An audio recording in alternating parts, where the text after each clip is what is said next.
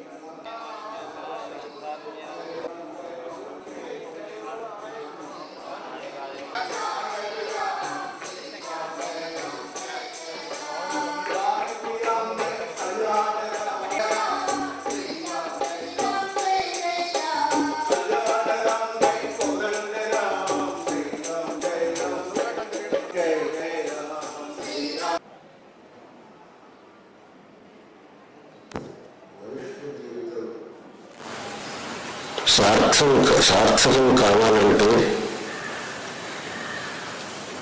భగవత్ సేవ మన జీవితంలో జరగాలి. మన యొక్క శరీరంలో మనతో భగవంతుని యొక్క సేవను త్రికరణ శుద్ధిగా చేసినప్పుడే మన జీవితంలో ధన్యమైంది. భగవంతుడు సర్వవ్యాపి. ఆ భగవంతుడు ఒకడే. అయినా భక్తులను అనుగ్రహించుటకు భగవంతుడు అనేక రూపములను గ్రహించాడని శాస్త్రం చెబుతున్నది. అలా భక్తానుగ్రహం కోసం భగవంతుడు స్వీకరించిన రూపాల్లో శ్రీరామావతారం చాలా విశిష్టమైనటువంటిది. భగవంతుడు మిగిలిన అవతారాల్లో దుష్ట సంహారం, శిష్ట పరిపాలనం చేశాడు. రామావతారంలో విశేషం ఏంటంటే ఆ దుష్ట సంహారం, శిష్ట పరిపాలనం మాత్రమే కాకుండా స్వయంగా ధర్మాన్ని ఆచరించి చూపాడు. ప్రతి ఒక్కడికి శ్రీరామచంద్రుడు ఆదర్శ మూర్తి అయినాడు. ఆ శ్రీరామచంద్రుడి యొక్క గుణగణాన్ని వర్ణించడం ఎవరికీ శక్యం కాదు. అటువంటి సమస్త సద్గుణమూర్తి అయినటువంటి ఆ శ్రీరామచంద్రుడు సమస్త మానవాళికి ఉపాస్యుడు, ఆరాధనీయుడు, ఆదర్శ పురుషుడు అని ఉన్నాడు. శ్రీరామచంద్రుని యొక్క పవిత్ర చరిత్రను వాల్మీకి మహర్షి శ్రీమద్ రామాయణంలో తెలియజేశారు. వేదవేద్యే పరేపుంసి జాతే దశరథాత్మన వేద ప్రాచేతసాసీత్ సాక్షాత్ రామాయణాత్మన అని అన్నారు. వేదవేద్యుడైనటువంటి పరమాత్ముడే శ్రీరామచంద్రుడు. ఆ పరమాత్మ ప్రతిపాదకమైన వేదమే శ్రీమద్ రామాయణం అని దాని యొక్క అర్థం. అందువల్ల ఆ శ్రీరామచంద్రుని యొక్క ఉపాసన మనకు అన్ని విధములైనటువంటి ప్రసిద్ధిలకు కారణమవుతుంది. ఆ శ్రీరామచంద్రుని యొక్క నామజపం కానివ్వండి, ఆ శ్రీరామచంద్రుని పూజ కానివ్వండి, శ్రీమద్రామాయణ పారాయణం కానివ్వండి, ఆ శ్రీమద్రామాయణ కథా ప్రవచనం కానివ్వండి, తత్శ్రవణం కానివ్వండి, ఇవన్నీ కూడా అపరిమితమైనటువంటి శ్రేయస్ప్రదమైన కార్యములు. ఇటువంటి కార్యములను జరిపించడం, ఆ జరిపించిన వాళ్లకు, దాంట్లో పాలు పంచుకున్న వాళ్లకు అందరికీ సకల సుఖప్రదం, మంగళప్రదం అవుతుంది. గుంటూరులో పోలిశెట్టి శ్రీహరిప్రసాదరావు గారు శ్రీమద్ రామాయణ మహాయజ్ఞం ఒక మండల కాలం జరిపించనున్నారనే విషయం అందరికీ ప్రమోదాస్పదమైంది. ఈ సమయంలో 108 మంది శ్రీమద్ రామాయణ పారాయణ చేయడం, శ్రీమద్ రామాయణ ప్రవచనాలు, రామనామ లేఖనం, శ్రీరాముల వారికి కళ్యాణోత్సవాలు నిర్మించడం, రాముల వారికి 1,00,000 తులసి పూజలు, మిగులుగా శ్రీరామచంద్రుడికి ఏ విధంగా మనం కైంకర్యం చేయడానికి వీలవుతుందో ఆ అన్ని విధములైనటువంటి సేవలను ఈ సందర్భంలో చేయనున్నారనే విషయం అత్యంత హర్షప్రదంగా ఉంది. దీంట్లో అనేక మంది విద్వాంసులు పాల్గొంటారు, అనేక మంది వైదికులు పాల్గొంటారు, అనేక మంది ఈ సేవలో తమ యొక్క కైంకర్యాన్ని అందజేస్తారు, అనేక మంది ఈ పవిత్రమైన కార్యక్రమాన్ని తిలకించి ధన్యులవుతారు. వీళ్ళందరికీ ఆ శ్రీరామచంద్రమూర్తి సర్వవిధంగా అనుగ్రహించుగాక.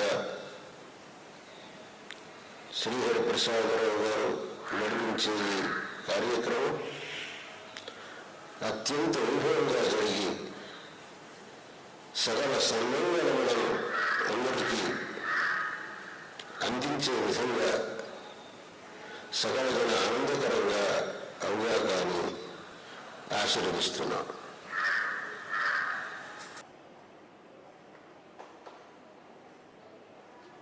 గురుదేవో మహేశ్వరః గురు సాక్షాత్ పరం బ్రహ్మ తస్మై శ్రీ గురవే నమః. భారతే కరుణాపాత్రం భారతే పదభూషణం భారతే పదమారూఢం భారతే తీర్థమాశ్రయే. ఆపదామపాత్తారం దాతారం సర్వసంపదాం లోకాభిరామం శ్రీరామం భూయో భూయో నమామ్యహం. రామాయ రామభద్రాయ రామచంద్రాయ వేదసే రఘునాథాయ నాథాయ సీతాయ పతయే నమః. వైదేహీ ఈ భక్తులందరూ రాసినటువంటి రామాయణం, ఆ రామనామం అందులో నిక్షిప్తం చేస్తాం. ఆ శక్తి ఎల్లకాలంలోనూ అక్కడికి వచ్చి సందర్శించినటువంటి అందరికీ కూడా ఎంతో శ్రేయస్సు కలిగిస్తుంది కనుక ఆ కార్యక్రమం చేస్తున్నాం. అదేవిధంగా ప్రతిరోజు కూడా విద్యార్థుల చేత దాసరథి శతకం రామచంద్రమూర్తి వారి సన్నిధానంలో విన్నవించడం జరుగుతుంది. సంక్షేప రామాయణం, బాలకాండలో వచ్చేటువంటి సంక్షేప రామాయణం కూడా ప్రతినిత్యం పారాయణ జరుగుతుంది. అదేవిధంగా నామరామాయణం పారాయణ జరుగుతుంది. ఈ కార్యక్రమాలన్నీ కూడా అందరూ తిలకించాలి. ఈ 42 రోజులు మన గుంటూరు పట్టణం అంతా కూడా రామం రామం రామం రామనామంతో, రామ జపంతో, రాముని యొక్క కథా శ్రవణంతో పునీతం కావాలనేటువంటి సదుద్దేశంతో చేస్తున్నాం. కాబట్టి ఈ భక్తులైన మీ అందరికీ కూడా భక్తిపూర్వకంగా సమయంగా కోరుకునేది ఏమంటే, మీరందరూ కూడా ఈ సేవలో మీకు ఏది ఉపయుక్తంగా ఉంటుందో, ఏది అవకాశంగా ఉంటుందో అటువంటి సేవలో పాల్గొని మీరందరూ ధరిస్తారు. మీ కుటుంబాలందరూ కూడా సుఖ సంతోషంతో వర్ధిల్లాలని చెప్పి మా శృంగేరి శారదాపేట గుంటూరు శాఖ తరఫున మిమ్మల్ని అందరినీ అభ్యర్థిస్తున్నాను. తర్వాత శ్రీ గురువు గారి ప్రవచనం ప్రారంభం చేసే ముందు హైదరాబాద్ నగరం నుంచి గురువు గారికి ఆప్తులు, వారు ఎక్కడ ప్రవచనాలు చేస్తున్నా ఏమాత్రం అవకాశం ఉన్నా తప్పకుండా దాంట్లో పాల్గొనేటువంటి మహానుభావులు శ్రీ విజయ్ కుమార్ గారు ఇక్కడ వచ్చినారు. వారిని శ్రీ పూజ్య గురువులు చాగంటి కోటేశ్వర గారి పుష్పమాలార్పణ చేయవలసిందిగా కోరుకుంటున్నాను.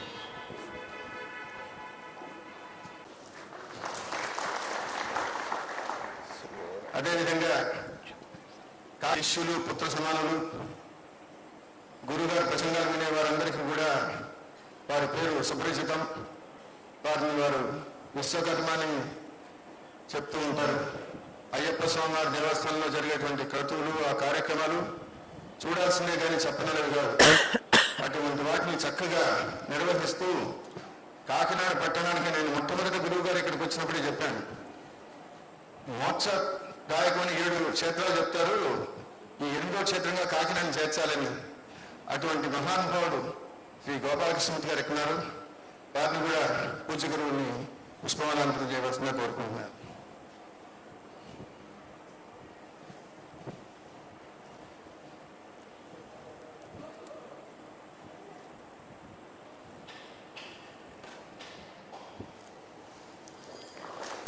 చాలా సంతోషం గోపాలకృష్ణ గారు. అదేవిధంగా ఇంకొక మహానుభావుడు ఎప్పుడు గురువుగారికి ఎటువంటి సేవ చేసే అవకాశం లేదు. నాకు కుమారుడితో సమానం ప్రసాద్ బాబుని వచ్చి గురువు గారికి పుష్పమాలార్పణ చేయవలసిందిగా కోరుకుంటున్నాను.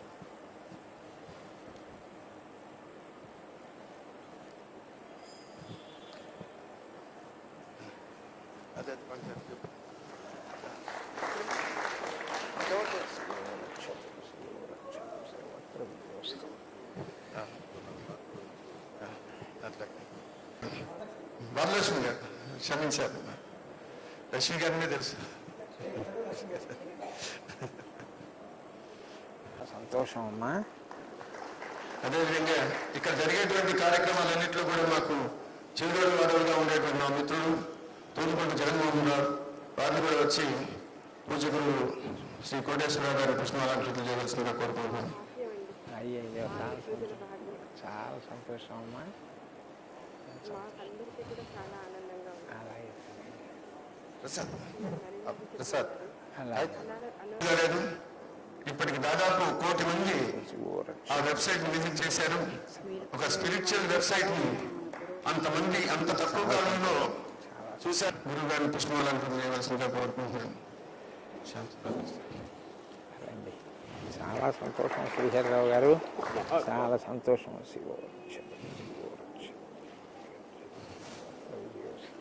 ప్రశంసించకూడదు కానీ ఏ తండ్రి అయినా గొప్పగా ఫీల్ అయ్యేటువంటి ఒక వ్యక్తి నా కుమారుడు శ్యామ్ సుందర్. చిన్నవాడైనా భక్తిలో నన్ను మించినవాడు. వాడిని కూడా వచ్చి గురువును పుష్పమాలార్పణ చేసి వారి ఆశీర్వాదం పొందవలసిందిగా కోరుకుంటున్నాను.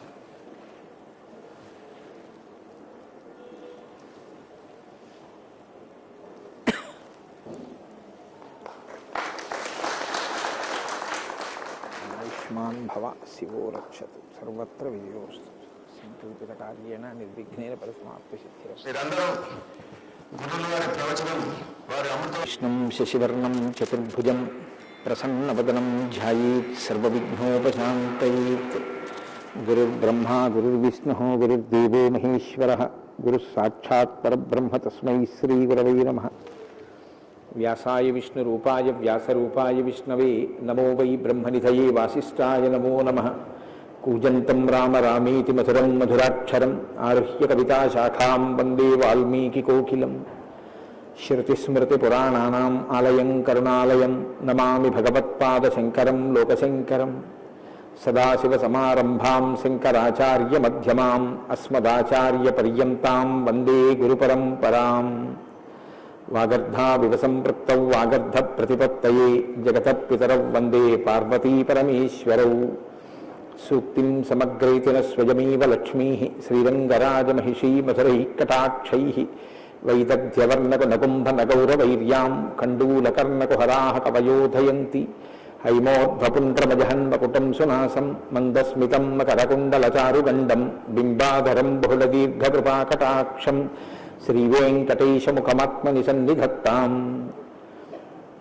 మనోజవం మరుతతుల్యవేగం జితేంద్రియం బుద్ధిమతాం వరిష్టం వాతాత్మజం వనరయూధముఖ్యం శ్రీరామదూతం శిరసా నమామి.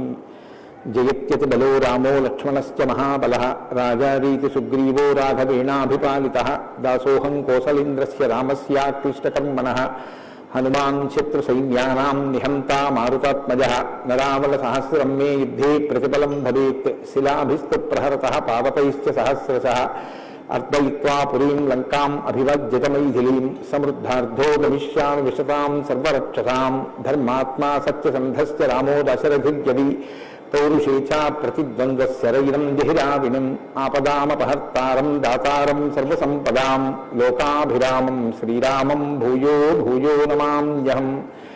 శరజ్యోత్స్నాశుద్ధాం శశీతజటాజూటముకుటాం వరత్రాసత్రాణస్ఫటికఘటికా పుస్తకకరాం సకృన్నత్వా నత్వా కథవివసతాం సన్నిధదతే మధుక్షీరద్రాక్షా మధురిమధురీనాః ఫణితయః. హరి ఓం. పరమేశ్వర స్వరూపమైన సభకి నమస్కారం.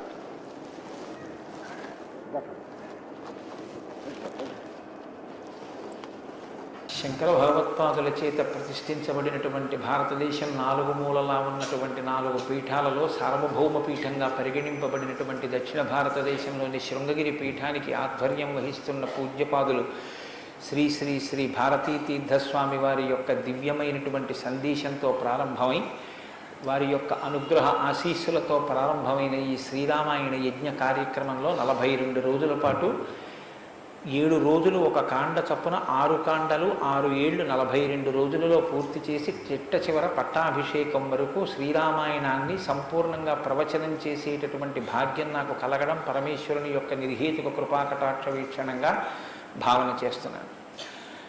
శ్రీరామాయణం నిజంగా శ్రీరామాయణమే. ఎందుచేత నేను ఈ మాట అంటున్నానంటే ఇప్పుడే మీరు పీఠాధిపతుల యొక్క అనుగ్రహ భాషణంలో విన్నారు. వేదవేద్యే పరే పుంసి జాతే దశరథాత్మజే వేద ప్రచేతసాదాసీత్ సాక్షాత్ రామాయణాత్మన అంటారు.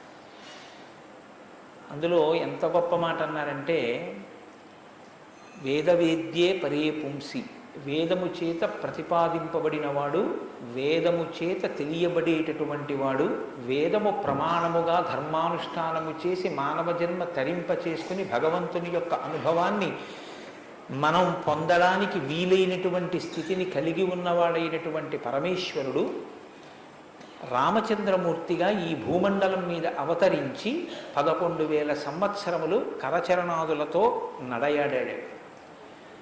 రాముడు వేదము చేత ప్రతిపాదింపబడినటువంటి పరమేశ్వర స్వరూపం. ఆ భగవంతుడే రాముడిగా వచ్చాడు. భగవంతుణ్ణి ప్రతిపాదించేటటువంటి వేదం వాల్మీకి మహర్షి నోటి వెంట శ్రీరామాయణంగా వచ్చింది. అందుకే శ్రీరామాయణానికి వేదోపబృంహణము అని పేరు. వేదమే రామాయణం. వేదం దేన్ని ప్రతిపాదిస్తుంది? ప్రధానంగా వేదమంతా ధర్మమే ప్రతిపాదన చేస్తుంది. ధర్మం అంటే ఏమిటి? ధ్రియతేవా జనైరితి ధర్మం అని అమరకోశం. ధర్మం అంటే తెలుసుకోవడం ధర్మంలో ఒక భాగం. కేవలం తెలుసుకోవడం ధర్మం కాదు. తెలుసుకున్నాడు, అనుష్ఠించడు, అప్పుడు ధర్మమా అంటే ధర్మం కాదు.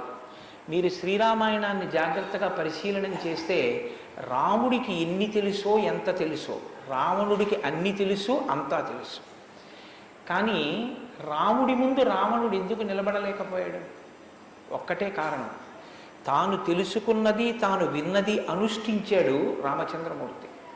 తాను విన్నది తాను తెలుసుకున్నది తన సౌకర్యానికి అనుగుణంగా మార్చుకుని దబాయించి బ్రతికే ప్రయత్నం చేస్తాడు రావణాసురుడు. ధర్మాన్ని మీరు తెలుసుకోవడం ప్రధానం ఎంతో, దాన్ని అనుష్ఠించడం కూడా అంతే అవసరం. అనుష్ఠానానికి పనికిరానటువంటి ధర్మం ఉపయోగం లేనిదవుతుంది. ఇంట్లో కర్ర ఉంది, వీధిలో కుక్క ఉంది. కుక్క మీ మీద పడడానికి ఉద్యుక్తమవుతున్న సమయంలో మీ ఇంట్లో కర్ర ఉంది కదా అని మీ మీద పడ్డం మానదు. మీ చేతిలో కర్ర ఉంటే కుక్క మీ మీద పడకుండా ఉంటుంది. ధర్మో రక్షతి రక్షిత అన్న మాటకు అర్థం ఏమిటంటే, మీరు ధర్మాన్ని అనుష్ఠిస్తే మిమ్మల్ని ధర్మం కాపాడుతుంది. ధర్మం విషయంలో తెలుసుకోవలసినటువంటి అత్యంత ముఖ్యమైన విషయం ఒకటి ఉంటుంది. ధర్మం ఇలా అనుష్ఠిస్తే అలా వెంటనే ఫలితం ఇవ్వాలని ఎక్కడ ఉండదు. ఒకచో అలా ఉండొచ్చు. ధర్మం ఎటువంటిదంటే, పంట పండడం కోసమని చెప్పి వ్యవసాయదారుడు భూమిని దున్నడం మొదలు పెడతాడు. భూమిని దున్నగానే పంట పండుతుందా? భూమిని దున్నిన తరువాత వర్షం పడే వరకు ఎదురు చూడాలి. వర్షం పడితే పంట పండుతుందా? విత్తనాలు వేయాలి. విత్తనాలు వేస్తే పంట పండుతుందా? మొలకలెత్తాలి. మొలకలెత్తినంత మాత్రాన పంట పండుతుందా? దానికి చీడా పీడా పట్టకుండా సస్యరక్షణ చేసుకోవాలి. 6 గాలము శ్రమిస్తే చిట్ట చివర ఆ పంట బాగా చేతికొచ్చి ఫలసాయాన్ని ఇస్తుంది.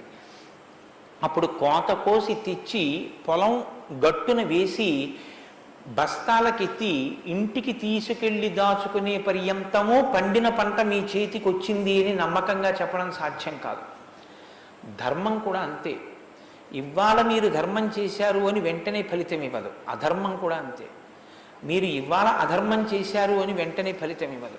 లోకంలో మీరు చూస్తూ ఉంటారు, ఒక్కొక్కడు చాలా పాపాచరణముతో ఉంటాడు. ఈశ్వరుని యందు భక్తి ఉండదు. శాస్త్రం ఏది వద్దందో అది చేస్తూ ఉంటాడు, కానీ సర్వసుఖములను అనుభవిస్తూ ఉంటాడు. మనకేమనిపిస్తుందంటే, ఆయన ఈశ్వరుణ్ణి ధిక్కరించాడు కదా, ఆయన ఏం ధర్మం పాటించట్లేదు కదా, ఆయన ఏం వేద ప్రమాణాన్ని అంగీకరించట్లేదు కదా, ఆయన సంతోషంగా సుఖంగా ఉన్నాడు.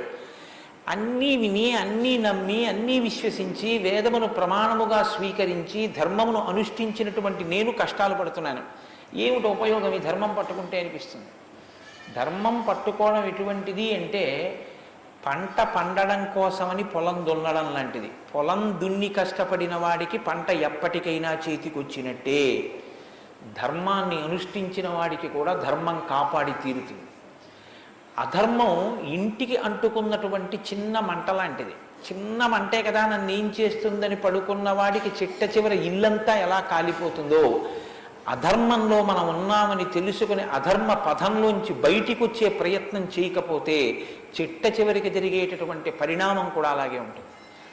కాంచన లంక ఉంది, అంత బలగం ఉంది, అంత గొప్ప సుఖాలు అనుభవించాడు, 10 తలకాయలున్నాయి, గొప్ప తపస్సు ఉంది, ఈశ్వరుడి యొక్క అనుగ్రహాన్ని పొందాడు, పరమేశ్వరుణ్ణి సాకారంగా దర్శనం చేశాడు, పుష్పక విమానం ఎక్కి ప్రపంచమంతా తిరిగాడు. చిట్ట చివరికి ఏమయ్యాడు? అధర్మాన్ని పట్టుకున్నందుకు కడుపున పుట్టినటువంటి బిడ్డల దగ్గర నుండి భార్య చిట్ట చివర ఏడుస్తూ యుద్ధభూమిలోకి వచ్చి, నువ్వు అధర్మాన్ని పాటించడం వల్లే ఇటువంటి చావు చచ్చావని మండోదరి గుండెలు బాదుకుని ఏడ్చేటటువంటి స్థితిని రావణుడు పొందాడు. ప్రతి క్షణం ధర్మాన్ని అనుష్ఠించాడు. ఎంత ఓపికగా అనుష్ఠించాడంటే, ఎన్ని కష్టాలైనా రాని ఆయనకి కావలసింది మాత్రం ఒక్కటే, ధర్మం. ధర్మమా సుఖమా, ధర్మమా కష్టమా, ధర్మమా ప్రయోజనమా, ధర్మమా అడ్డదారా, ధర్మమా కోరిక తీరడమా, మీరు పక్కన ఏవి పెట్టి చూడండి, శ్రీరామచంద్రమూర్తి జీవితం అంతా ఒకటి, ధర్మమే. వాళ్ళన్నాడు, సుగ్రీవుడితో ఎందుకు స్నేహం చేశావు? నాతో స్నేహం చేస్తే రావణాసురుణ్ణి నిగ్రహించి నీ భార్యని వెంటనే ఇప్పిద్దును. ఎందుకు సుగ్రీవుడితో స్నేహం చేశావని అడిగాడు. నాకు కావలసింది ధర్మం. అధర్మాన్ని పాటించేటటువంటి నీతోటి స్నేహం వల్ల నా భార్యని తెచ్చుకోవడం నాకు అక్కర్లేదు, అందుకు నిన్ను నిగ్రహించానన్నాడు.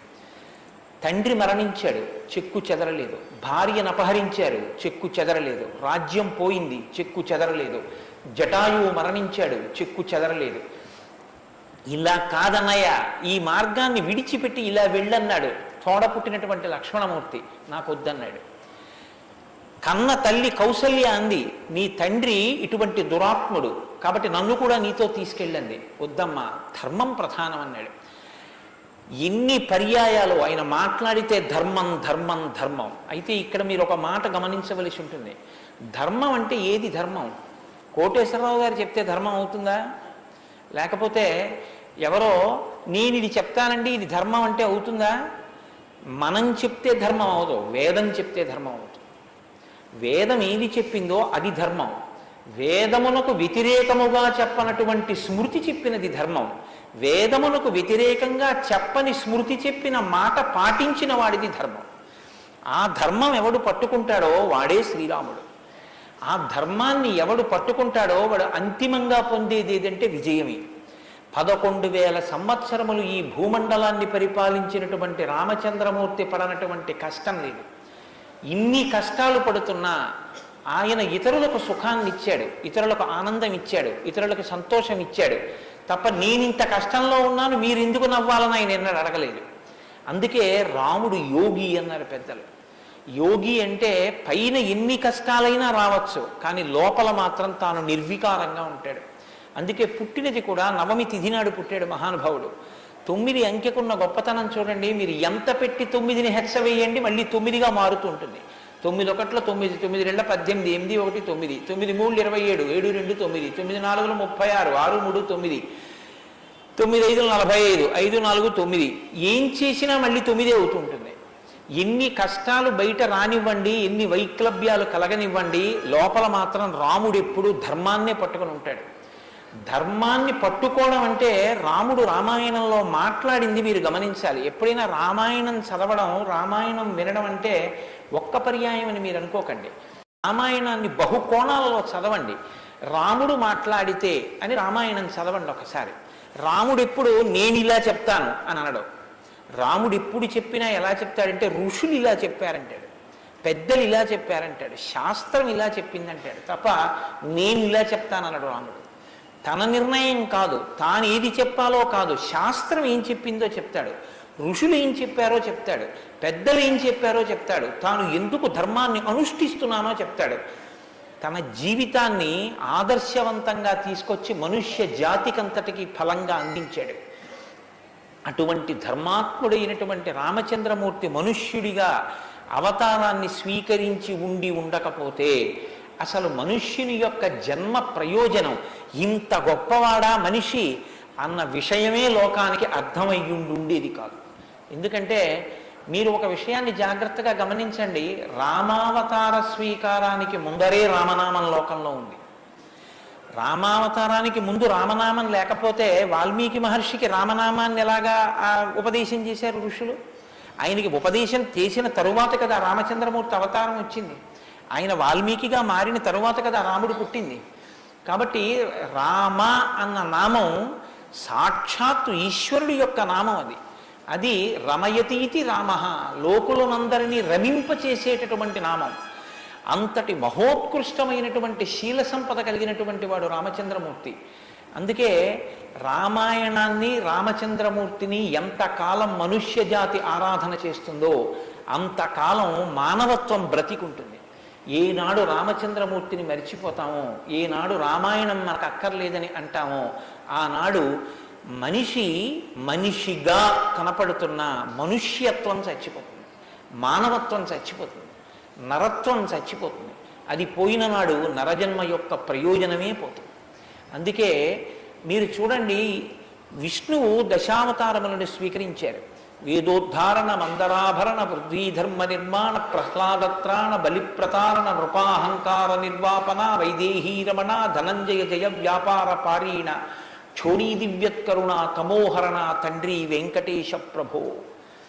ఇన్ని అవతారాలు స్వీకరించినా ఆ అవతార పరిసమాప్తి అయిపోయిన తరువాత మనం పిలిస్తే ఇక లక్ష్మీనారాయణులని పిలుస్తాం.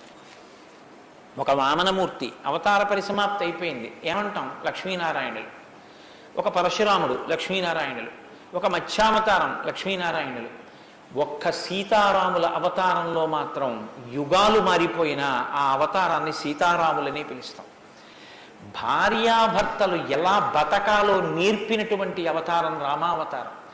అన్నదమ్ములు ఎలా బతకాలో నేర్పిన అవతారం రామావతారం.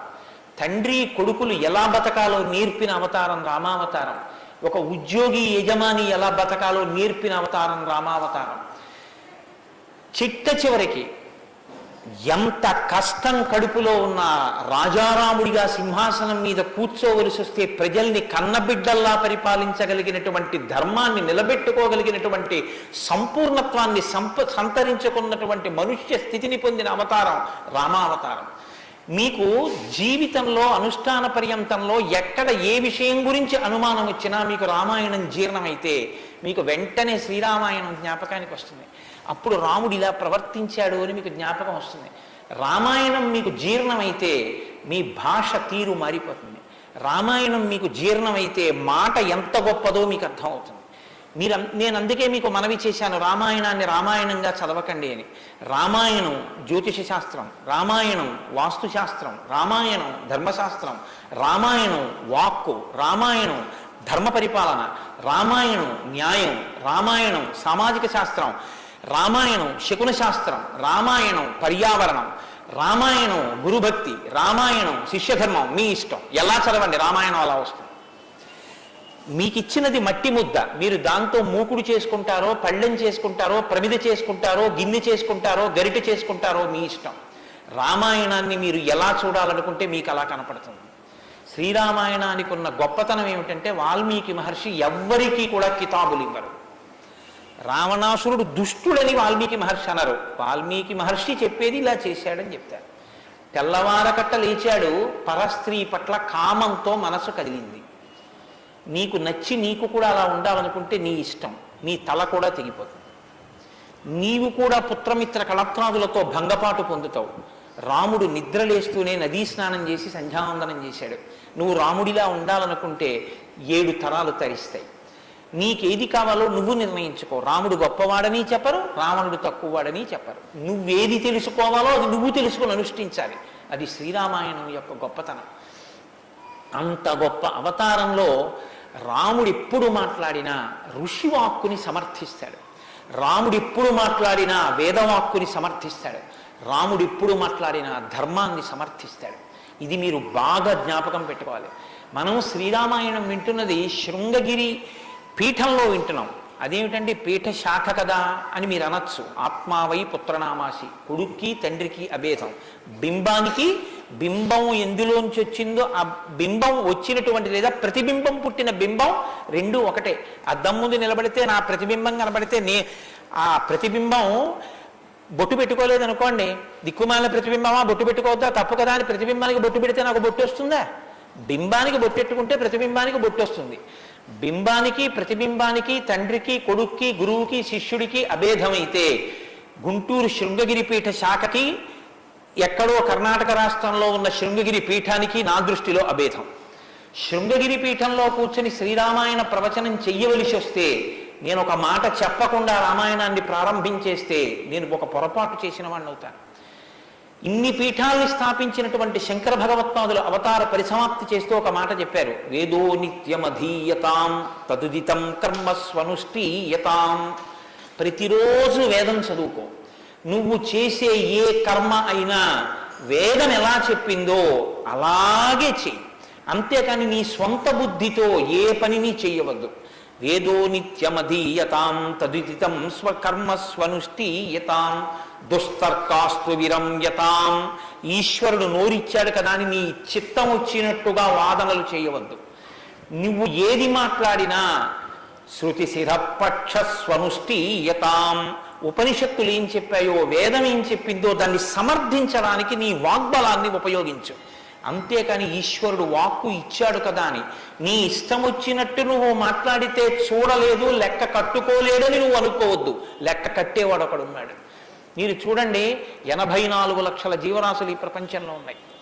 84 లక్షల జీవరాశుల్లో 83,99,999 జీవరాశులకు వాక్కు లేదు. ఒక్క నరజన్మకే వాక్కు ఉంది. మళ్ళీ ఈ నరజన్మలో కొంతమంది మాత్రమే ఆ మాట చెప్పగలరు. కొంతమంది నరులుగా జన్మించిన నోరు విప్పి రామా అని గట్టిగా అనరా అంటే రామా అని అనలేరు. అది వారి దురదృష్టం. కానీ మనం భగవన్నామమును పలకగలం.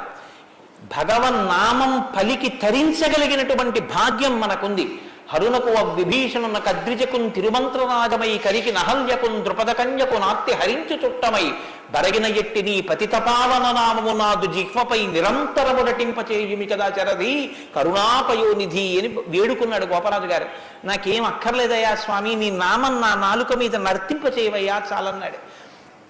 పవి పుష్పంబగు అగ్ని మంచగు నాకోపారం భూమిస్థలంబగు శత్రుండతిమిత్రుడవు విషము దివ్యాహారమౌ నిన్నగా అవనీమండలి లోపలం శివ శివేచ్ఛాభాషణోల్లాసకిన్ శివ నీ నామము సర్వవస్యకరమౌ శ్రీకాళహస్తీశ్వర. నాకు నీ శివనామం నా నాలుక మీద నర్తించాలని కోరుకున్నాడు ధూర్జటి. భగవన్ నామం చెప్పుకుంటే చాలని ఆ నామం ఉన్నందుకు వెంపర్లాడారు. అంత్యకాలమునందు ఆయాసమును నిన్ను తలుచునో తలపనో తలతునిపుడి నరసింహ నరసింహ నరసింహ లక్ష్మీచ దానవంతక కోటి భానుతేజ గోవింద గోవింద గోవింద సర్వేశ పన్నగాధిపశాయి పద్మనాభ అని 2 చేతులిచ్చి నమస్కారం చేసి చిట్ట చివర ప్రాణం పోయేటప్పుడు ఆవేళ యమదూతల అగ్రహంబున వచ్చి ప్రాణముల్ పెకలించి పట్టునప్పుడు కపవాత పైత్యముల్ కప్పగా శ్రమచేత కంపముద్భవమంది కష్టపడుచు నారాయణాయంచు నా జిహ్వతో నిన్ను పిలుతునో శ్రమచేత పిలువలేనో నాటికిపుడి నీ నామస్మరణ చేతు చెవినిడవయ్య భూషణ వికాస శ్రీధర్మపుర నివాస దుష్ట సంహార నరసింహ దురిత దూరాన్ని గుండెలు బాదుకున్నాడు నరసింహశతకర్త. ఆ భగవన్ నామం పలికేటటువంటి భాగ్యం ఉన్న ఏకైక ప్రాణి సృష్టిలో కేవలం మనుష్యుడే. అటువంటి మనుష్యుడికి ఇచ్చినటువంటి అదనపు వరం భగవత్ కథాశ్రవణం. ఈశ్వర కథ వినగలడు. ఆ ఈశ్వర కథ వింటేనే సమస్త సంసార భ్రమణ పరితాపోపశమనం అంటారు శంకర భగవత్పాదులు. గలంతి శంభోత్వచ్చరిత చరిత కిల్బిషరజో దళంతి ధీకుల్యాశ్వరతి పతంతి విజయతాం దిశంతి సంసార భ్రమణ పరితాపోపశమనం వసంతి మచ్చేతో హృదవి శివానందలహరి అంటారు.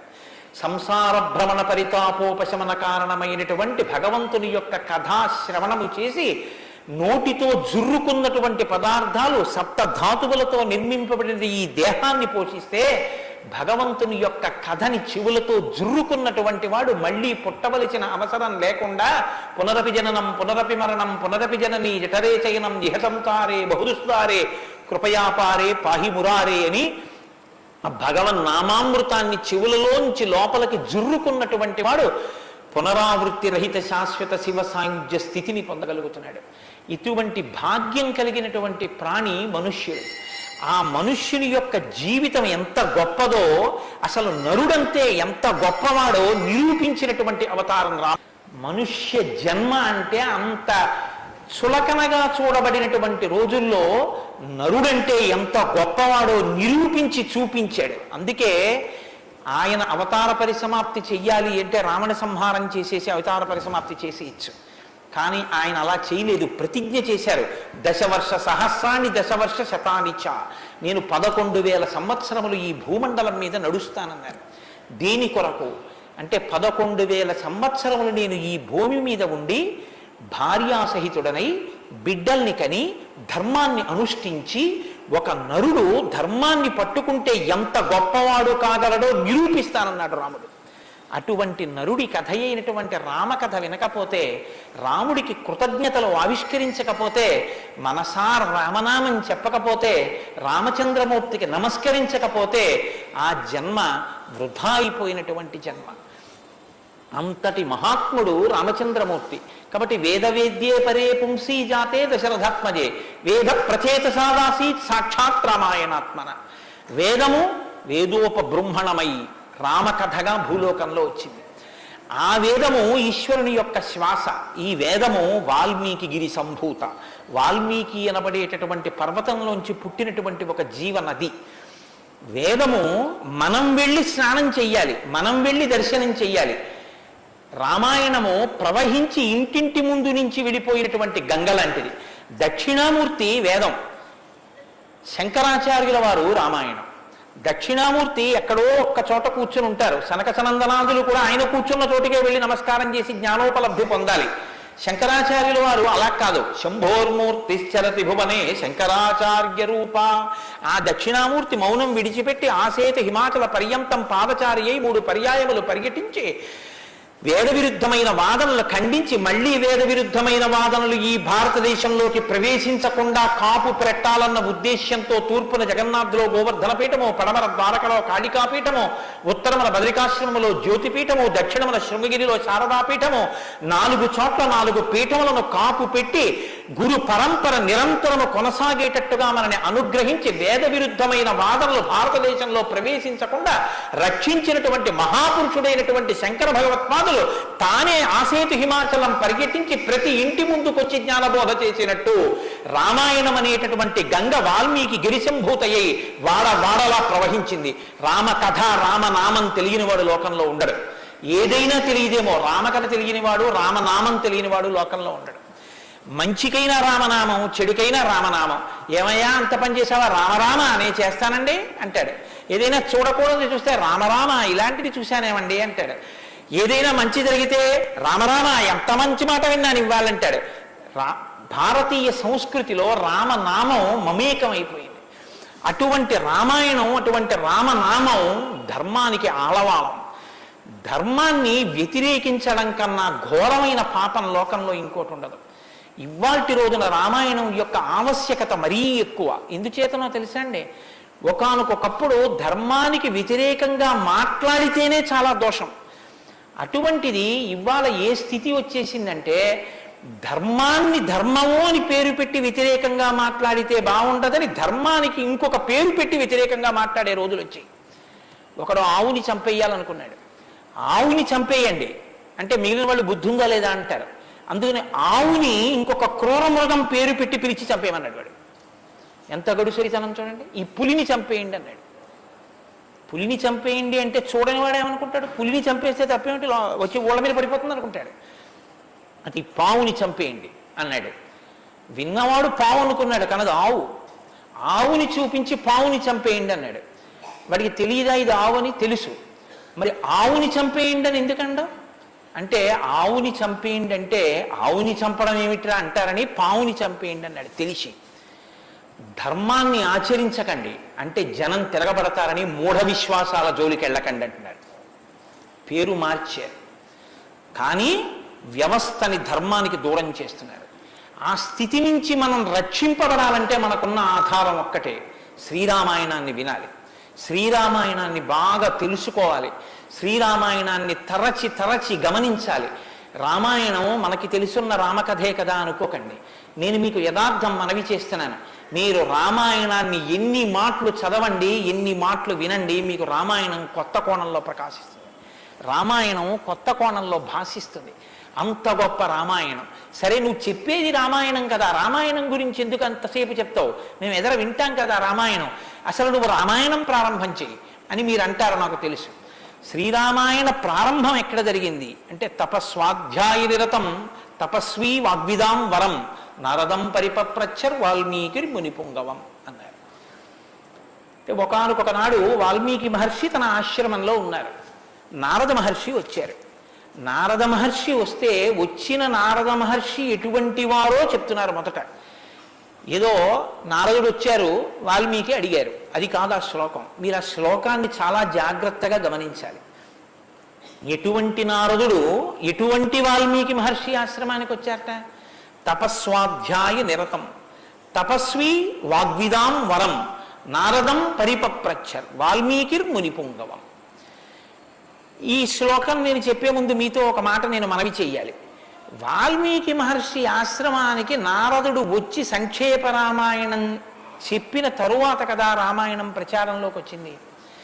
వాల్మీకి మహర్షి ఆశ్రమానికి నారద మహర్షి వచ్చిన తరువాత రామాయణాన్ని ఎవరికి నేర్పారు? ఆయన రచన చేసి మొట్టమొదట ఎవరికి నేర్పి ఉండాలి? ప్రవాహము అంటే ఎవరి ద్వారానో వెళ్ళాలి కదా. అది మొట్టమొదట లోకంలో దాన్ని ప్రచారం ఎవరితో ప్రారంభమైంది? వాల్మీకి రామాయణ రచన చేసి ఎవరికి నేర్పారు? వాల్మీకి రామాయణ రచన చెయ్యగానే నేర్పిన మొట్టమొదటి శిష్యులు లవకుశులు. లవకుశులకి మొట్టమొదట రామాయణం నేర్పుంటే సీతమ్మ వాల్మీకి ఆశ్రమంలో ఉందా లేదా? ఉంది. వాల్మీకి ఆశ్రమంలోకి సీతమ్మ వచ్చి లవకుశులు పెద్దవాళ్ళై గురువు గారి దగ్గర శ్రీరామాయణాన్ని ఉపదేశం పొందడానికి యోగ్యమైనంత వయస్సు వచ్చేసిన తరువాత నారద మహర్షి వచ్చారు. వచ్చి సంక్షేప రామాయణం చెప్పారు. అప్పటి వరకు రామాయణం లేదు లోకంలో, అంతే. ఎందుకంటే తర్వాత కదా వాల్మీకి రచించారు సంక్షేప రామాయణం విన్నాక. కాబట్టి ఇప్పుడు రామాయణ కథ ఏ స్థాయిలో ఉంది, ఏ స్థితి దగ్గర ఉంది రామాయణ రచన మొదలయ్యేప్పటికీ? రామాయణం పూర్తయిపోయే స్థితిలో ఉంది. రామాయణం పూర్తయిపోయే స్థితిలో రామాయణ రచన ప్రారంభమైంది. ఇది మీరు గమనించాలి.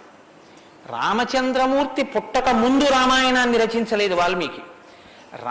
రామచంద్రమూర్తి పట్టాభిషేక పూర్వం రామాయణ రచన జరగలేదు. రామాయణ రచన ఎప్పుడు జరిగినట్టు? రామచంద్రమూర్తి పట్టాభిషేకం చేసుకుని సీతమ్మ తల్లిని అడవులలో విడిచిపెట్టి అడవులలో ఉన్న సీతమ్మని వాల్మీకి మహర్షి తన కుటీరానికి తీసుకెళ్లి లవకుశులు జన్మించి వాళ్ళు పెరిగి పెద్దవాళ్ళై యోగ్యులై విద్యాభ్యాసం చేసి సంగీత విద్యలో మంచి నిష్ణాతులై వాల్మీకి మహర్షి రచించిన రామాయణాన్ని బోధ చేస్తే నేర్చుకుని లోకంలో ప్రచారం చెయ్యగలిగినంత వయస్సు వాళ్ళు వచ్చిన తరువాత నారద మహర్షి వచ్చారు అక్కడికి. అలా ఎందుకు జరగాలి అంటే, వచ్చినటువంటి మహానుభావుడు రామచంద్రమూర్తిగా వచ్చాడు, మనుష్యుడిగా నడిచి చూపించేశాడు. అప్పటికే 11,000 సంవత్సరాలు ఇంచుమించు పూర్తయిపోతున్నాయి. జరిగిన కథ జరిగిపోయింది. జరిగిన కథ జరిగిపోయిన తర్వాత ఇప్పుడు వచ్చాడు నారదుడు. ఇప్పుడు జరిగిపోయిన కథలో అడుగు తీసి అడుగు వేస్తే ధర్మం రామాయణంలో. అడుగు తీసి అడుగు వేస్తే ఎంత కథ చెప్పాలండి నారదుడు వాల్మీకి మహర్షికి? రాముడు పుట్టుక ముందు దగ్గర నుంచి చాలా కష్టపడి రాముడు ఇలా మాట్లాడాడు, రాముడు అలా మాట్లాడాడు, సీతమ్మ రాముడి దగ్గరికి ఇలా వెళ్ళింది, దశరథ మహారాజు గారి దగ్గరికి రాముడు ఇలా వెళ్ళాడు, రాముడు కౌశల్య దగ్గరికి ఇలా వెళ్ళాడు, రాముడితో ఇలా మాట్లాడాడు, ఇవన్నీ నారదుడు చెప్పాలి. నారదుడు ఎలా చెప్పగలడు? చెప్పగలడు, సర్వజ్ఞుడు, మహానుభావుడు, గురుస్వరూపం కాబట్టి చెప్పగలడు. కానీ అలా చెప్తూ వెడితే రామాయణం ఎవరు చెప్పినట్టు అవుతుంది? నారదుడు చెప్పింది వాల్మీకి రాసింది అవుతుంది. మరి వాల్మీకి రామాయణ రచన చేశారని మనం ఎలా చెప్తున్నాం? ఒకటే కారణం, సంక్షేప రామాయణమే నారదుడు చెప్పాడు. కేవలం ఒక 100 శ్లోకాల దగ్గరలో రామకథని ఒక్కసారి అలా చిన్న మాల కింద అల్లి చెప్పి వెళ్ళిపోయాడంతే. మిగిలిన రామకథ రాముడు ఎలా కదిలాడో, ఎలా అడుగేశాడో, ఎలా నడిచాడో, ఎలా మాట్లాడాడో ఇవన్నీ వాల్మీకి మహర్షికి కనపడ్డాయి. ఎప్పుడు?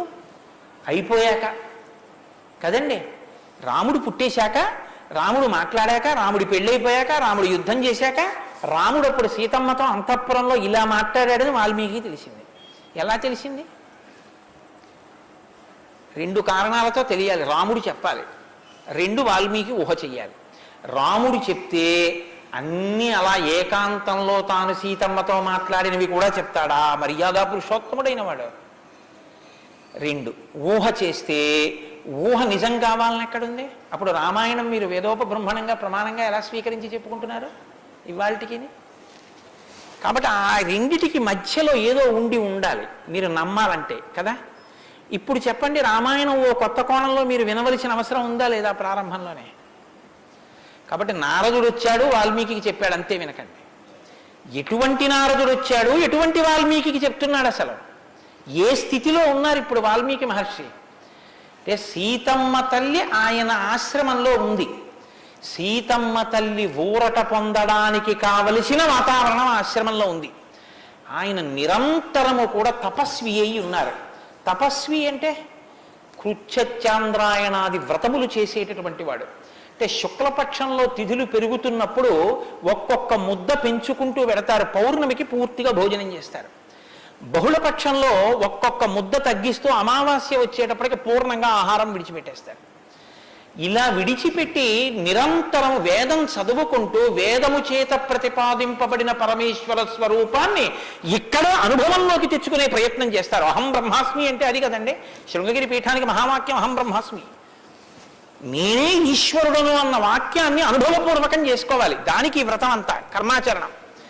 ఇప్పుడు ఈ కర్మాచరణం అంతా చేసి తపిస్తున్న వాల్మీకి దేని కొరకు తపిస్తున్నారు? బ్రహ్మముగా తనను తాను తెలుసుకొనుట కొరకు ప్రయత్నిస్తున్నారు. ఇప్పుడు యోగ్యమైన కాలం సిద్ధించింది. యోగ్యమైన కాలం సిద్ధిస్తే ఉపదేశం చెయ్యడానికి రావలసిన వాడు ఎవరు రావాలి? గురువుగారు రావాలి. గురువు గారి కన్నా మంగళస్వరూపం లోకంలో ఉంటుందా? ఇంకుండదు. అన్నిటికన్నా మంగళస్వరూపం ఏది అంటే గురువుగారే. గురువు గారి కన్నా గొప్పవాడు, గురువు గారి కన్నా అధికుడు లోకంలో ఉండడు. న గురురధికం న గురురధికం న గురురధికం ఇది శివశాసనత. గురువు కన్నా అధికుడి లోకంలో లేడు. మరి ఈశ్వరుడండి అని మీకు అనుమానం రావచ్చు. ఈశ్వరుడి కన్నా అధికుడు గురువే. ఎందువల్ల? అసలు గురువు లేకపోతే ఈశ్వరుడి యొక్క అస్తిత్వం ప్రకటనం కాదు. సరికదా? నేను మీకు ఒక మాటలో చెప్పాలంటే, శృంగగిరి పీఠాధిపత్యం వహించిన చంద్రశేఖర భారతీ స్వామి వారి దగ్గరికి ఒక వ్యక్తి వెళ్ళి అన్నాడు, నా దగ్గర ఒకటి కన్నా ఎక్కువ మంత్రాలు ఉపదేశం పొందినవి ఉన్నాయి. నేను ఒక మంత్రానికి ధ్యాన శ్లోకం చేసి మంత్రాన్ని అనుష్ఠిస్తుంటే ఇంకో మంత్రం యొక్క ధ్యాన శ్లోకంలో స్వరూపం కనబడుతోంది, నన్ను ఏం చేయమంటారని అడిగాడు. ఆయన అన్నారు, నీకు ఉపదేశం చేసినటువంటి గురువు గారి పాదాలు నీకు కనపడుతుంటాయా? అయ్యో నాకు చాలా ఇష్టం అండి, మా గురువు గారి పాదాలు నాకు బాగా జ్ఞాపకం. ఏ మంత్రం చేసినా గురువు గారి పాదాలే చూడన్నారు. అలా ఎలా కుదురుతుందండి అన్నాడు ఆయన. ఆ ధ్యాన శ్లోకంలో రూపం కదా చూడాలి. ఏ మంత్రం చేసినా గురువు గారి పాదాలు ఎలా చూస్తాం? ఏ గురుర్ బ్రహ్మ గురుర్ విష్ణు గురుర్దేవో మహేశ్వర, గురువే బ్రహ్మ గురువే విష్ణువు గురువే మహేశ్వరుడు. ఇక గురువు గారి పాదాలే ఆ దేవతలన్నీ. కాబట్టి గురువు గారి పాదాలు చూస్తూ నువ్వు ఏ మంత్రం చెప్పినా ఆ మంత్రం సిద్ధిస్తుంది. అయినప్పుడు ఇప్పుడు గురు దర్శనమే మంగళకరమైనటువంటి దర్శనం. నారదుని యొక్క దర్శనం, నారదుని యొక్క పేరెత్తడం కన్నా గొప్పతనం ఇంకోట్లేదు. కాబట్టి ఇప్పుడు రామాయణ ప్రారంభం దేనితో ప్రారంభమైంది? గురువు గారి దర్శనంతో ప్రారంభమైంది. నారద మహర్షి దర్శనం గురువు యొక్క దర్శనం. ఎవరికి? వాల్మీకి. రామాయణాన్ని నమ్ముకున్న జాతికి ప్రతినిధి. మనకే దర్శనంతో ప్రారంభమైంది? జగద్గురు దర్శనంతో మనకి ప్రారంభమైంది. కాబట్టి ఇప్పుడు ఎవరొచ్చారు? ఆ వచ్చినటువంటి వ్యక్తి సామాన్యమైనటువంటి వ్యక్తి రాలేదు, నారదుడు. ఆ వచ్చినటువంటి వారు మహానుభావుడై తపస్వాధ్యాయ నిరతం, నిరంతరము తపస్సు చేసేటటువంటి వారు. మీతో మాట మనవి చేశాను. తపస్సు అంటే ఈ వ్రతమును ఆచరిస్తూ నిత్య నైమిత్తిక కర్మలను వైక్లభ్యం లేకుండా అనుష్ఠించేటటువంటి వారు. నిత్యకర్మ అని ఒకటి ఉంటుంది, అది ఎప్పుడూ మానడానికి వీల్లేదు. సంధ్యావందనం ఉంది, ఎప్పుడూ మానకూడదు, ఎప్పుడూ చేయవలసిందే. నైమిత్తిక కర్మ ఉంది, ఒక్కొక్క తిథి నాడు ఒక్కొక్కటి చేయవలసి ఉంటుంది. శ్రీరామ నవమి వచ్చిందనుకోండి, ఏం చెయ్యాలి? శ్రీరామనవమి నాడు ఉదయం నుంచి రాత్రి వరకు శ్రీరామ జయ రామ జయ జయ రామ అన్న 13 అక్షరాల మంత్రాన్ని రాత్రి వరకు చేసి, రాత్రి ప్రదక్షిణం చేసి, ఉపవాసం చేసి, మరునాడు ఉదయం ఎక్కడ మీరు ఈ మంత్రం చేశారో అక్కడికి వచ్చిన తరువాత శ్రీరామ పట్టాభిషేక సర్గ, శ్రీరామావతార సర్గ, ఈ 2 సర్గలు పారాయణ చేయాలి. ఈ 2 పారాయణ చేసి, మొన్న శ్రీరామనవమి నాడు మేము కాకినాడలో అయ్యప్ప స్వామి దేవాలయంలో చేశాం. అవి ఈ 2 సర్గలు పారాయణ చేసి, తదనంతరం ముందు పేదలకి అన్నదానం నారాయణ సేవగా చేసి, తరువాత తాను ఆహారం స్వీకరించాలి. అది శ్రీరామనవమి నాడు చేయవలసినటువంటి విధానం. దీన్ని నైమిత్తిక తిథి ఆచరణము అంటారు. ఒక్కొక్క తిథి ఒక్కొక్కలా చెయ్యాలి. నిత్యకర్మ చేస్తూ, నైమిత్తిక తిథులను చేస్తూ, కృత్యచరాంద్రాయణాది వ్రతములను చేస్తూ, ఎప్పుడూ వేదాన్ని అలా చదువుకుంటూ, వేదము చెప్పినటువంటి హృదయాన్ని, వేదము చెప్పినటువంటి మంత్రములలో ఉన్న సారమును అవగతం చేసుకుని బ్రహ్మమును అనుభవంలోకి తెచ్చుకునేటటువంటి ప్రయత్నం చెయ్యడానికి ఉపకరణంగా ఈ శరీరాన్ని వాడుకుంటున్నవారు. ఎంత తేడా ఉందో మీరు గమనించండి. మనం ఏం చేస్తామంటే, ఈ శరీరాన్ని పోషించి ఈ శరీరము వలన ఎన్ని సుఖములు పొందవచ్చో అన్ని సుఖములను పొందడానికి సాధారణంగా దీన్ని వాడతాం. ఇది ఎందుకు అంటే, దీంతో అబ్బో ఎన్ని రుచులు చూస్తాడో, దీనికి ఎన్ని స్పర్శ సుఖాలు ఇస్తాడో, దీంతో ఎన్ని వినకూడనివి వింటాడో, దీంతో ఎన్ని పీల్చకూడనివి పీలుస్తాడో. వాళ్ళు ఏం చేస్తారంటే, దీన్ని సాధనంగా చేసుకుని దీన్ని ఎలా వాడుకోవాలో అలా వాడుకుంటూ దీన్ని అడ్డు పెట్టుకుని, దీని ద్వారా దేన్ని తెలుసుకున్న తర్వాత ఇది పడిపోయినా పర్వాలేదు, అది తెలుసుకోవడానికి ఉపకరణంగా దీన్ని వాడుకుంటారు. ఏమిటో నువ్వు అలా అన్నావు కానీ ఆ మాట ఏం స్పష్టంగా లేదని మీరు అంటారు, నాకు తెలుసు. భగవాన్ రమణుల మాటల్లో చెప్తే మీకు స్పష్టంగా అర్థమవుతుంది. ఇప్పుడు నేను అన్న మాటకి తెలుసుకోవలసినది తెలుసుకునేంత వరకు దీన్ని ఉపకరణంగా వాడుకోవడం అంటే ఏమిటని అడిగారు రమణ మహర్షిని. ఆయన అన్నారు, భోజనం చేశాక విస్తరావతల పారేయడం. విస్తరణ ఏం చేస్తారండి? బాదమాకులు తెచ్చి, చీపురు పుల్లలు తెచ్చి, సన్నగా చీల్చి, ముక్కలు చేసి, అన్నం తినేటప్పుడు ఊడిపోయి అన్నంలో కలిసిపోకుండా జాగ్రత్తగా కుట్టి ఆకు తెచ్చి వేసుకుని నీళ్లు జల్లి తుడిచి పదార్థాలు వేసుకుని అన్నం అంతా తిని ఉత్తరాపోసనం పట్టిన తర్వాత అప్పుడు తీసుకెళ్లి ఆకు మీద పెంటకుప్ప మీద పారేస్తారు. అంతేగాని ఆకు పుట్టింది ఎందుకు అంటే ఆకు పుట్టింది ఎందుకు అంటే చివరి పెంటకుప్ప మీద పారేయడమేనండి, అది పారేస్తాం అంటారా? దేనికి వాడుకోవాలో దానికి జాగ్రత్తగా వాడుకుని ఆ ప్రయోజనం అయిపోయిన తరువాత పెంటకుప్ప మీద విస్తరాకుని పడేసినట్టు దీన్ని సాధనంగా చేసుకుని దీనిలో ఉండి దీనితో తరించి దీనిలో ఉండి దీని వలన బ్రహ్మం అంటే ఏమిటో తెలుసుకుని అనుభవంలోకి వచ్చిన తర్వాత ఇది పడిపోతున్నా ఇది నేను కాదన్న సత్యం ఎరుకలోకి రావడం వల్ల దీని మీద భ్రాంతి లేకుండా ఇది పడిపోతున్నా సాక్షిగా చూసి ఇది పడిపోయిన తర్వాత తాను ఒకటి ఏది మారని సత్యమో సత్యంగా నిలబడిపోవడాన్ని నిత్య నైమిత్తిక కర్మాచరణ చేత తాను పొందవలసిన స్థితిని పొందగలిగినటువంటి తపస్వాధ్యాయ నిరతుడు అని పిలుస్తారు. ఇప్పుడు నారదుడు అది అంటే ఇప్పుడు ఆయన సద్గురువు మహానుభావుడై ఉన్నాడు. నారం దదాతి ఇది నారద, ఆయన జ్ఞానం ఇస్తాడు. కాబట్టి ఇప్పుడు తపస్వాధ్యాయ నిరతం అటువంటి వారు ఎక్కడికి వచ్చారు? వాగ్విదాం వరం. ఆయన ఇటువంటి వాడు వాగ్విద. వాక్ అంటే వేదం, వాక్ అంటే బ్రహ్మం, విదుడు అంటే తెలుసుకున్నవాడు. విద్యన్న ధాతువులోంచే వేదము అన్న మాట వచ్చింది. ఏది తెలుసుకున్న తర్వాత ఇంకొకటి తెలుసుకోక్కర్లేదో అది వేదం. ఇప్పుడు తెలుసుకోవడం ఒకెత్తు, తెలుసుకున్న దాన్ని అర్థమయ్యేటట్టు చెప్పగలిగిన ప్రజ్ఞ ఒకెత్తు. ఒక ఆయన తెలుసుకున్నాడు కానీ ఆయన చెప్పలేడు, ఆయన చెప్తే అయోమయంగా ఉంటుంది. ఒక ఆయన స్పష్టంగా చెప్పగలడు, తాను అనుభవించాడు, అనుభవించిన దాని వైపుకి మిమ్మల్ని తిప్పగలడు, ఈ ప్రజ్ఞ ఉన్నవాడు. కాబట్టి వాగ్విదాం వరహ, బ్రహ్మమును బాగా తెలుసుకున్న వాళ్ళల్లో శ్రేష్ఠుడైన వాడు తాను తెలుసుకుని శిష్యుల్ని ఉద్ధరించడం కోసం కిందికి దిగొచ్చి మాట్లాడగలిగినటువంటి ప్రజ్ఞ కలిగిన వాడు. ఇటువంటి వాగ్విదాంవరం నారదం. అటువంటి నారదుణ్ణి ఎవరు ప్రశ్నించారు? ఇప్పుడు అడిగినవాడు వాల్మీకి మహర్షి. ఆయన ఎటువంటి వారు? తపస్వి, తపస్సు చేస్తున్నవారు. తపస్సు అంటే నేను మీకు ఇందాక చెప్పాను, బ్రహ్మమును తెలుసుకోవాలని తాపత్రయంతో ఉన్నటువంటి వారు, భావన వ్యగ్రతతో ఉన్నవారు. ఈయన నారదుణ్ణి అడిగారు. ఏమని అడిగారు? అయ్యా మీరు వచ్చారు, చాలా సంతోషం అండి, నాకు ఏ ఆపదలు రాకుండా మా అబ్బాయికి ఉద్యోగం వచ్చేటట్టు, నాకు సంతోషంగా ఉండేటట్టు, మా ఆశ్రమంలో ఆవులన్నీ ఎప్పుడు పాలిచ్చేట్టు చూడండి అని అడగలేదు. ఆయన ఒక చిత్రమైన ప్రశ్న ఒకటి వేశాడు. అది లోకంలో సాధారణంగా ఎవ్వరూ అడగని ప్రశ్న. అందుకని రామాయణం పుట్టింది, లేకపోతే రామాయణం పుట్టే అవకాశం లేదు. మీరు ఒకటి బాగా జ్ఞాపకం పెట్టుకోండి, జ్ఞానం ఎక్కడి నుంచి పుడుతుంది అంటే ప్రశ్న చక్కగా వెయ్యగలిగినటువంటి శిష్య ప్రజ్ఞలోంచి పుడుతుంది. నేను నారదం పరిపప్రచ్ఛ, పరిప్రశ్న చేశారు. ప్రశ్న అంటే అడగడం అండి. నేను ప్రశ్న వేశానండి అంటే అర్థం ఏంటి? నేను మిమ్మల్ని అడిగాను అని. పరిప్రశ్న అంటే ఇది బాగా అర్థం చేసుకోవాలి. నారదుణ్ణి పట్టుకుని ఏదో అడిగేస్తే ఆయన ఏం చెప్పడాలాగా, పరిప్రశ్న చేస్తే చెప్పాడు ఆయన. పరిప్రశ్న అంటే, ప్రశ్న అంటే అడగడం, పరి అంటే, పరి అన్న మాట ముందు కలిపారు మహర్షి. పరి అంటే బాగా జ్ఞాపకం పెట్టుకోండి, ఇప్పుడు నేను ఎవరిని అడుగుతున్నానో ఆ మహానుభావుడు నోరు విప్పి చెప్పినటువంటి మాట త్రికాలముల యందు సత్యమే. ఆయన చెప్పిన మాట మీద నాకు అవిశ్వాసం అన్న మాట ఉండక్కర్లేదు. ఆయన అన్నారు అంటే అది జరిగి తీరుతుందంతే. ఆయన చెప్పింది చేస్తే ఆ ఫలితం వస్తుందంతే. ఆయనటువంటి శక్తివంతుడు. ఈ నమ్మకం మీకు ఉండి అడగడం మొదలు పెడితే శ్రద్ధ, పరిప్రశ్నకి ముందేముంటుందో తెలుసా అండి? శ్రద్ధ ఉంటుంది. శ్రద్ధ లేకుండా వినయం ఎలా వస్తుందండి? మీరు నాకు చెప్పండి. ఇప్పుడు నేను ఒక ఆయన దగ్గరికి వెళ్ళి ఇలా అయ్యా నమస్కారం అండి అని ఇలా ప్రణిపాతం చేసి నేల మీద పడి ఎంతో ఇదిగా రెండు చేతులు ఇలా చాపి అయ్యా మీరు నాకు దయచేసి అనుగ్రహించి ఇది చెప్పాలని ఎందుకు అడుగుతాను? ఆయన శక్తివంతుడని నేను నమ్మితేను. వీడి మొహం వీడికేం వచ్చు అనుకున్నాను అనుకో, నేను నీకేం తెలిసాడా అంటాం, అంతే. పరిప్రశ్న చేస్తారంటే వినయం ఎప్పుడు ఉంటుంది? ఆయన శక్తివంతుడని తెలిస్తే వినయం ఉంటుంది. ఆయన శక్తివంతుడని మీరు నమ్మడాన్ని శాస్త్రంలో ఏమంటారో తెలుసా అండి? శ్రద్ధ అని పిలుస్తారు.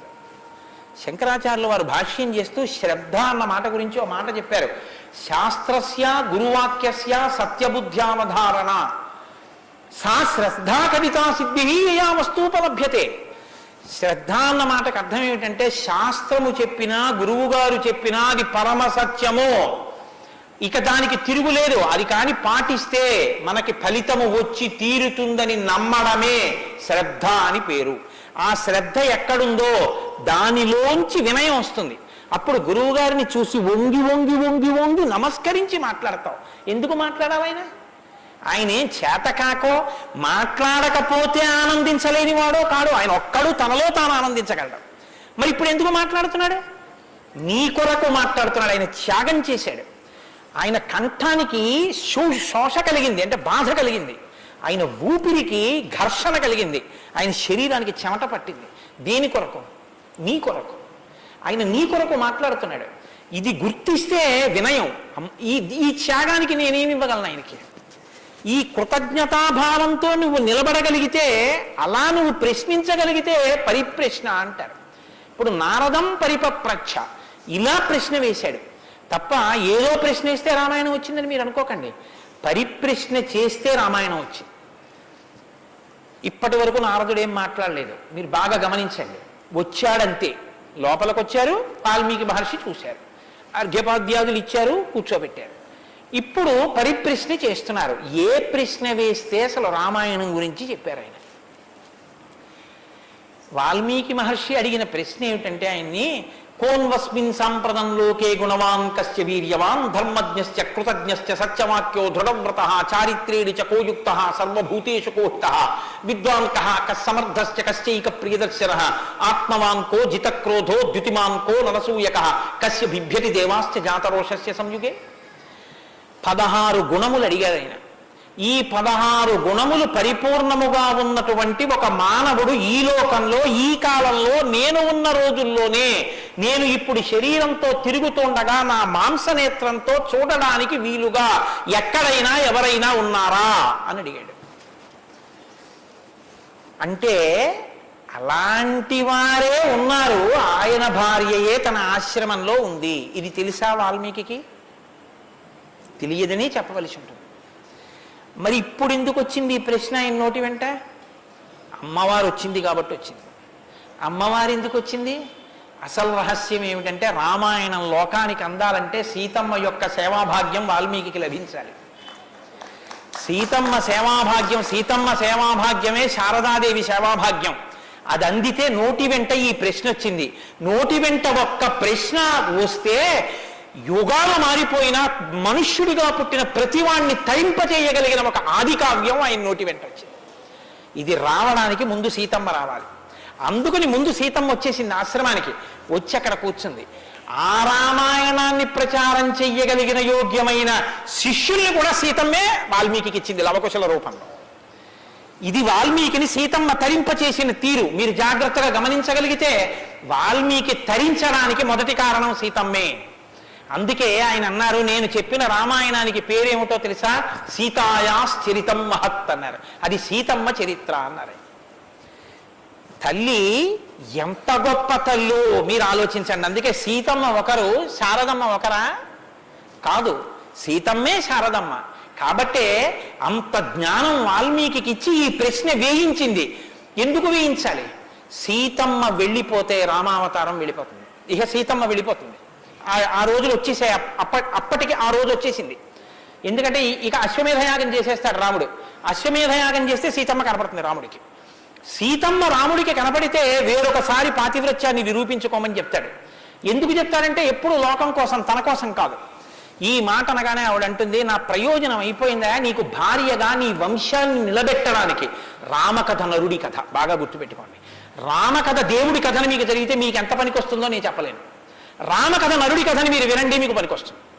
అందుకే సీతమ్మ ఈ మాట అంది, నేను ఎందుకు వచ్చానో తెలుసా నీ పక్కకి? నీ వంశం తరించాలి. నీ వంశం తరించాలంటే నీకు పితృరుణం తీరాలి. పితృరుణం తీరాలంటే నీకు బిడ్డలు కనాలి. నీకు బిడ్డలు పుట్టాలి అంటే నా సహకారం ఉండాలి. నేను నా శరీరాన్ని త్యాగం చేస్తే నా కడుపులో ఉన్న బిడ్డలు కూడా పోతారు. పోతే నీకు పితృరుణం తీరదు. నువ్వు ఏకపత్ని వృతుడవు. ఇంకొక బిడ్డని, ఇంకొక ఆడదాన్ని స్వీకరించావు, నీ వంశం ఆగిపోతుంది. నా కారణంగా నీ వంశం ఆగకూడదు. నీ వంశం కొనసాగడానికి నీకు బిడ్డలు ఇచ్చాను. నా ప్రయోజనం అయిపోయింది, నేను వెళ్ళిపోతున్నానని భూమిలోకి వెళ్ళిపోయింది ఆవిడ. ఆవిడ వెళ్ళిపోయిన తర్వాత ఇక రామావతారం లేదు. సరయూ నదిలో ప్రవేశించి రామావతారం కూడా పూర్తయిపోయింది. ఇప్పుడు రామావతారం పూర్తయిపోకముందే సీతమ్మ రామాయణం పలికించాలి. వాల్మీకితో పలికించాలంటే ఈ సన్నివేశాన్ని సృష్టించాలి. నారదుణ్ణి పిలిపించింది ఆవిడ. కాబట్టి వచ్చాడు మహానుభావుడు. వస్తే ఆయన ఈ ప్రశ్న అడిగాడు. ఇప్పుడు ఇంత ఆర్తితో ఈ ప్రశ్న అనుకోకుండా నోటి వెంట వస్తే తప్ప రామాయణ కథ ప్రారంభం కాదు. అందుకని అడిగాడు, కోన్వస్మిన్ సాంప్రతంలోకే గుణవాన్ కస్య వీర్యవాన్. ఈ కాలంలో నారద మహర్షి ఇప్పుడు నేను చూడడానికి వీలుగా నేను అడిగిన మహానుభావుడు ఎవరైనా ఉన్నాడా? ఎవరు? 16 గుణములు ఉన్నవాడై ఉండాలి. గుణమన్న మాటకు అర్థం ఏమిటి? తాను గురుముఖత నేర్చుకున్నటువంటి విద్య ఏ కాలమునందు ప్రవర్తనలో ఎలా ప్రకాశించాలో అలా ప్రకాశిస్తే అది గుణముగా కనపడుతుంది. మా గురువుగారు నన్ను, నాయనా ఒరే కోటేశ్వరరావు, గోవులకు సేవ చెయ్యరా అని చెప్పారనుకోండి. నేను అలా గుళ్ళోకి వెళ్ళిపోతున్నాను, ఓ 60 అరటిపళ్ళు పట్టుకుని దేవాలయంలోకి వెడుతున్నాను. ఒక ఆవు నా వంక చూసి ఇలా ఇలా ఇలా ఇలా నోరు చాపింది. నేను ఆ ఆవుని దవడ మీద ఒక్క దెబ్బ కొట్టి గుళ్ళోకి వెళ్ళాను. మా గురువుగారు సంతోషించచ్చా? మా గురువుగారు చెప్పారు, రే పరాశక్తికి ఆవుకి తేడా లేదురా అని చెప్పారు. ఇప్పుడు నేనేం చెప్పాలి? నేను లోపలికి వెళ్ళి అర్చకుడికి ఇస్తే నివేదన చేస్తాడు. ఇక్కడ నా తల్లి ఎదురొచ్చి నా దగ్గర ప్రత్యక్షంగా తింటానని అడుగుతోంది. అమ్మ ఏమి భాగ్యం, అక్కడ ఇంకా తొక్క తీసి పెట్టాలి, ఇక్కడ తొక్కతో తినడానికి సిద్ధంగా ఉన్నావు, నా చేత్తో పెట్టుకుంటాను. 2 చెప్పులు ఇప్పి కభాలో 2 అరటిపళ్ళు నేను పెట్టాలి. పెడితే నేను గురువాక్యాన్ని అనుష్ఠానంలోకి తెచ్చుకున్నవాడిని. ఇప్పుడు గుణముగా ప్రకాశిస్తుంది. కోటేశ్వరరావు గారండే వాళ్ళ గురువు గారు చెప్పింది గుర్తు పెట్టుకుని ఆవుకి 2 అరటిపళ్ళు పెట్టాడు, అదో గుణం. అంటే నేను నా గురించి చెప్పుకుంటున్నాను అనుకోకండి, నేనే అటువంటి పుణ్యకార్యాలు చేసిన వాడిని కాదు మహాప్రభు, ఏదో ఉదాహరణకి చెప్పాను అంతే, అదే స్వోత్కర్ష కోసం చెప్పిన వాడిని కాదు. కాబట్టి గుణము అంటే విన్నది, చదువుకున్నది, ప్రవర్తనయందు ఆ సందర్భంలో ప్రకటనమైతే ప్రకాశిస్తే గుణం అవుతుంది. అలా ఉన్నాయా ఎవరికైనా? అలా ఉన్నవాడు ఉన్నాడా? గురువుగారి దగ్గర నేర్చుకున్నవి అనుష్ఠానంలోకి వచ్చేటప్పటికి గురువు ఏం చెప్పారో అలా ప్రవర్తించిన వాడు ఉన్నాడా? మీరు ఇలా వినండి రామాయణాన్ని. ఇంక తర్వాత కోన్వస్మిన్ సంప్రదంలోకే ఎప్పుడో కాదు వామనమూర్తి ఉన్నారు, నరసింహావతారం ఉందని చెప్పకు, ఇప్పుడు ఉన్నాడా? ఇది వాల్మీకి ప్రశ్న. కోన్వస్మిన్ సంప్రదంవాన్ కస్య వీర్యవాన్. వీర్యవాన్ అంటే వీర్యవంతుడు ఉన్నాడా? వీర్యవంతుడంటే ఎటువంటి యుద్ధం వచ్చినా చెక్కు చెదరకుండా తానుగా నిలబడి తనలో ఏ మార్పు లేకుండా బయట మార్పు తేగలిగిన వాడు, ఎంతమందినైనా పడగొట్టగలిగిన వాడు, అటువంటి వాడు ఉన్నాడా? ఉంటే వీర్యవాన్. కోన్వస్మిన్ సంప్రదంలోకే గుణవాన్ కస్య వీర్యవాన్ ధర్మజ్ఞశ్చ. ధర్మం తెలుసుకున్నవాడు ఉన్నాడా? ధర్మం తెలియడం అంటే మీరు బాగా గుర్తుపెట్టుకోండి, ధర్మం తెలియడం అంటే ఏమిటో తెలుసా అండి? అధర్మం కూడా తెలియడం. ధర్మమే తెలిస్తే పూర్ణత్వం కాదు. ధర్మం తెలియడం అంటే అధర్మం కూడా తెలియడం. ఏది చెయ్యాలో తెలియడం అంటే ఏది చెయ్యకూడదో కూడా తెలియడం. మీరు కొంచెం ఆలోచించండి. నేను మాట అనేసి వదిలేస్తాను, ఇప్పుడు మీరు జవాబు చెప్పక్కర్లేదు. చెయ్యమన్నది చెయ్యడం తేలిక, చెయ్యొద్దన్నది వదిలేయడం తేలిక. చెయ్యొద్దన్నది వదిలేయడమే చాలా కష్టం. మీరు చూడండి, నేను మంత్రం ఇస్తాను, 11 మార్లు చెయ్యండి రోజు, ఒక్క మాట కూడా మీకు కోతి గుర్తు రాకూడదన్నాను అనుకోండి, అలా చేయగలరా? ఇది వద్దు అని ఏదంటామో అదే చేయబుద్ధి వేస్తుంది. దేవుడికి 2 అగరత్తులు పెట్టు అన్నాను అనుకోండి, భయానికో భక్తికో 2 అగరత్తులు వెలిగించేయడం తేలిక. వద్దన్నది చేయకుండా ఉన్నవాడు ప్రజ్ఞావంతుడు. వద్దన్నది చేయకుండా ఉండాలంటే అధర్మం తెలియాలి కదండి.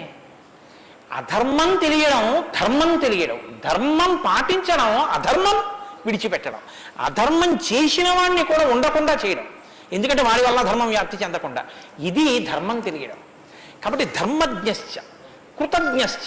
కృతజ్ఞశ్చ అంటే ఎవరో తనకు ఒక ఉపకారం చేశాడు, వాడు అదృష్టం అండి నన్ను సేవించుకున్నాడు అండం కాదు, ఎంత మహానుభావుడండి, నిజంగా నాకు ఎంత ఉపకారం చేశారండి, ఎంత ఉపకారం చేశారండి అని తలుచుకు పొంగిపోగలిగినటువంటి మనసు ఉండడం. అసలు మనుష్య జన్మకు ఉండవలసిన ప్రధాన లక్షణం అదేనండి. కృతజ్ఞో నాస్తి నిష్కృతి. కృతజ్ఞత లేని వాడికి నిష్కృతి లేదు. అటువంటి కృతజ్ఞత ఉన్నవాడు ఉన్నాడా లోకంలో ఎవరైనా? ధర్మజ్ఞశ్చ కృతజ్ఞశ్చ సత్యవాక్యో. ఎప్పుడూ సత్యమే మాట్లాడాలి, మిన్ను విరిగి మీద పడిపోని నేను సత్యమే చెప్తాను అని వ్రతం పట్టినవాడు ఎవరైనా ఉన్నాడా? సత్యవాక్యో దృఢవ్రత.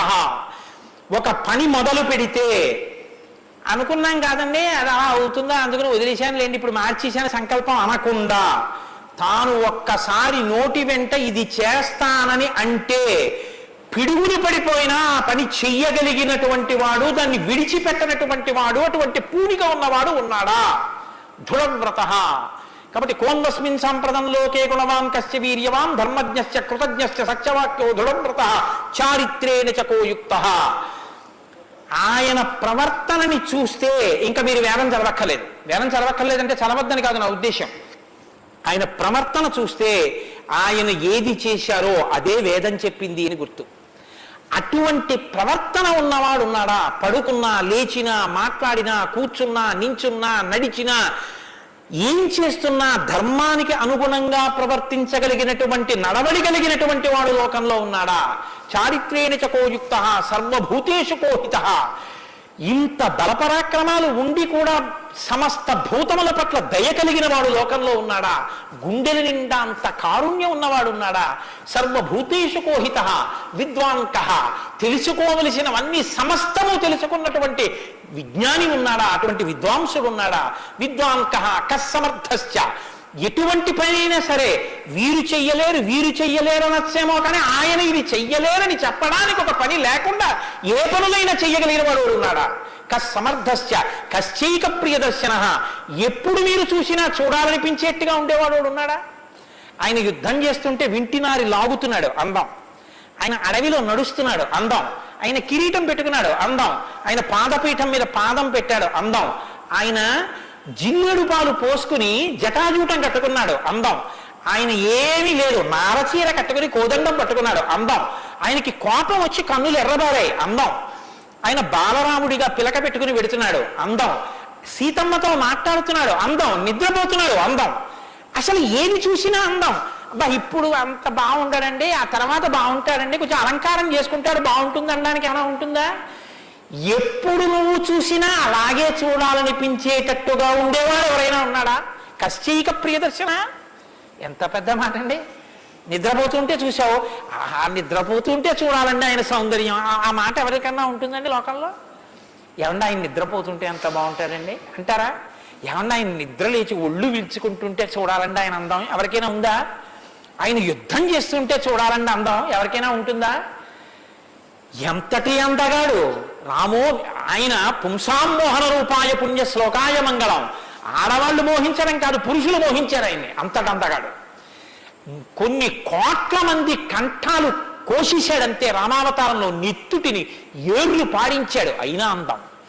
ఈ భుజాలు అందం, గడ్డం అందం, చెక్కిళ్ళు అందం. ఆ ఆజానుబాహు వరవింద దళాయతాక్షం. ఆ కళ్ళందం, ఆ కనుబొమలందం, ఆ ముక్కందం, ఆ మూచందం, ఆ గడ్డం అందం, ఆ కంఠం అందం, అన్నీ అందం. అందమే రాముడు, రాముడే అందం, రాముడే అభిరాముడు. అటువంటి వాడు ఉన్నాడా? కశ్చైక ప్రియదర్శన ఆత్మవాంకో. గొప్ప ధైర్యవంతుడు ఉన్నాడు ఆ లోకంలో. ధైర్యవంతుడు అంటే మీరు బాగా జ్ఞాపకం పెట్టుకోండి. ధైర్యవంతుడు అన్న మాటకు అర్థం ఏంటో తెలుసా అండి? భయం లేనివాడు అని కాదు. ధైర్యము అన్న మాటకి ఇంకో అర్థం కూడా ఉంది. ధైర్యము అంటే తాను ఏ పని మీద బయలుదేరాడో ఆ పనికి అనుగుణమైనటువంటి సంభారములను మాత్రమే దగ్గరుంచుకుని ఆ పని మీద మాత్రమే దృష్టి పెట్టి ఆ పనిని పాడు చేసేటటువంటి ఏ ఇతర ఆకర్షణీయమైనటువంటి వ్యవహారమైనా త్రోసి రాజని విడిచిపెట్టగలిగినటువంటి పూనిక ఉన్నవాడు ఉన్నాడా? నేను ఏకపత్ని వ్రతం చేస్తానన్నాడు, భార్యని రావణాసురుడు ఎత్తుకుపోయాడు, చాలా మంది వచ్చి మీద పడ్డారు. మా నాన్నగారు దక్షిణ నాయకుడు, మా వంశంలో చాలా మంది దక్షిణ నాయకులు, మా ఆవిడ దగ్గర లేదు కదండి అని ఏమైనా పొరపాటు పడ్డాడా? తాను ఏది అన్నారో రామో దీర్ణాభిభాషతే, 2 మాటలు నాకు రావమ్మా అన్నాడు అంతే. లోకంలో అవతార పరిసమాప్తి వరకు అంతే. అలా ఉండగలిగిన వాడు ఉన్నాడా? ఆత్మవాంకో జితక్రోధో. కోపాన్ని గెలిచిన వాడు ఉన్నాడా? కోపాన్ని గెలవడం ఏమిటండి? అది ఏమైనా ఎదురుగుండా వచ్చి నిలబడుతుందా క్రోధం? ఎలా గెలుస్తారు అంటే క్రోధం ఎక్కడి నుంచి వస్తుందో మూలస్థానాన్ని గుర్తెరగడం, వికార కారణాన్ని తెలుసుకోవడమే క్రోధాన్ని గెలవడం. అంటే మీరు చూడండి, నాకండి ఎంత కోపం వచ్చేసిందో అంటాడు. ఎంత కోపం వచ్చేసిందోకి ఎక్కడి నుంచి వచ్చింది? ఇక్కడి నుంచే రావాలి కోపం. ఇక్కడి నుంచి రావడానికి అనువైన అవకాశం, వాతావరణం నువ్వు ఇస్తే రావడానికి సిద్ధంగా ఉంటుంది.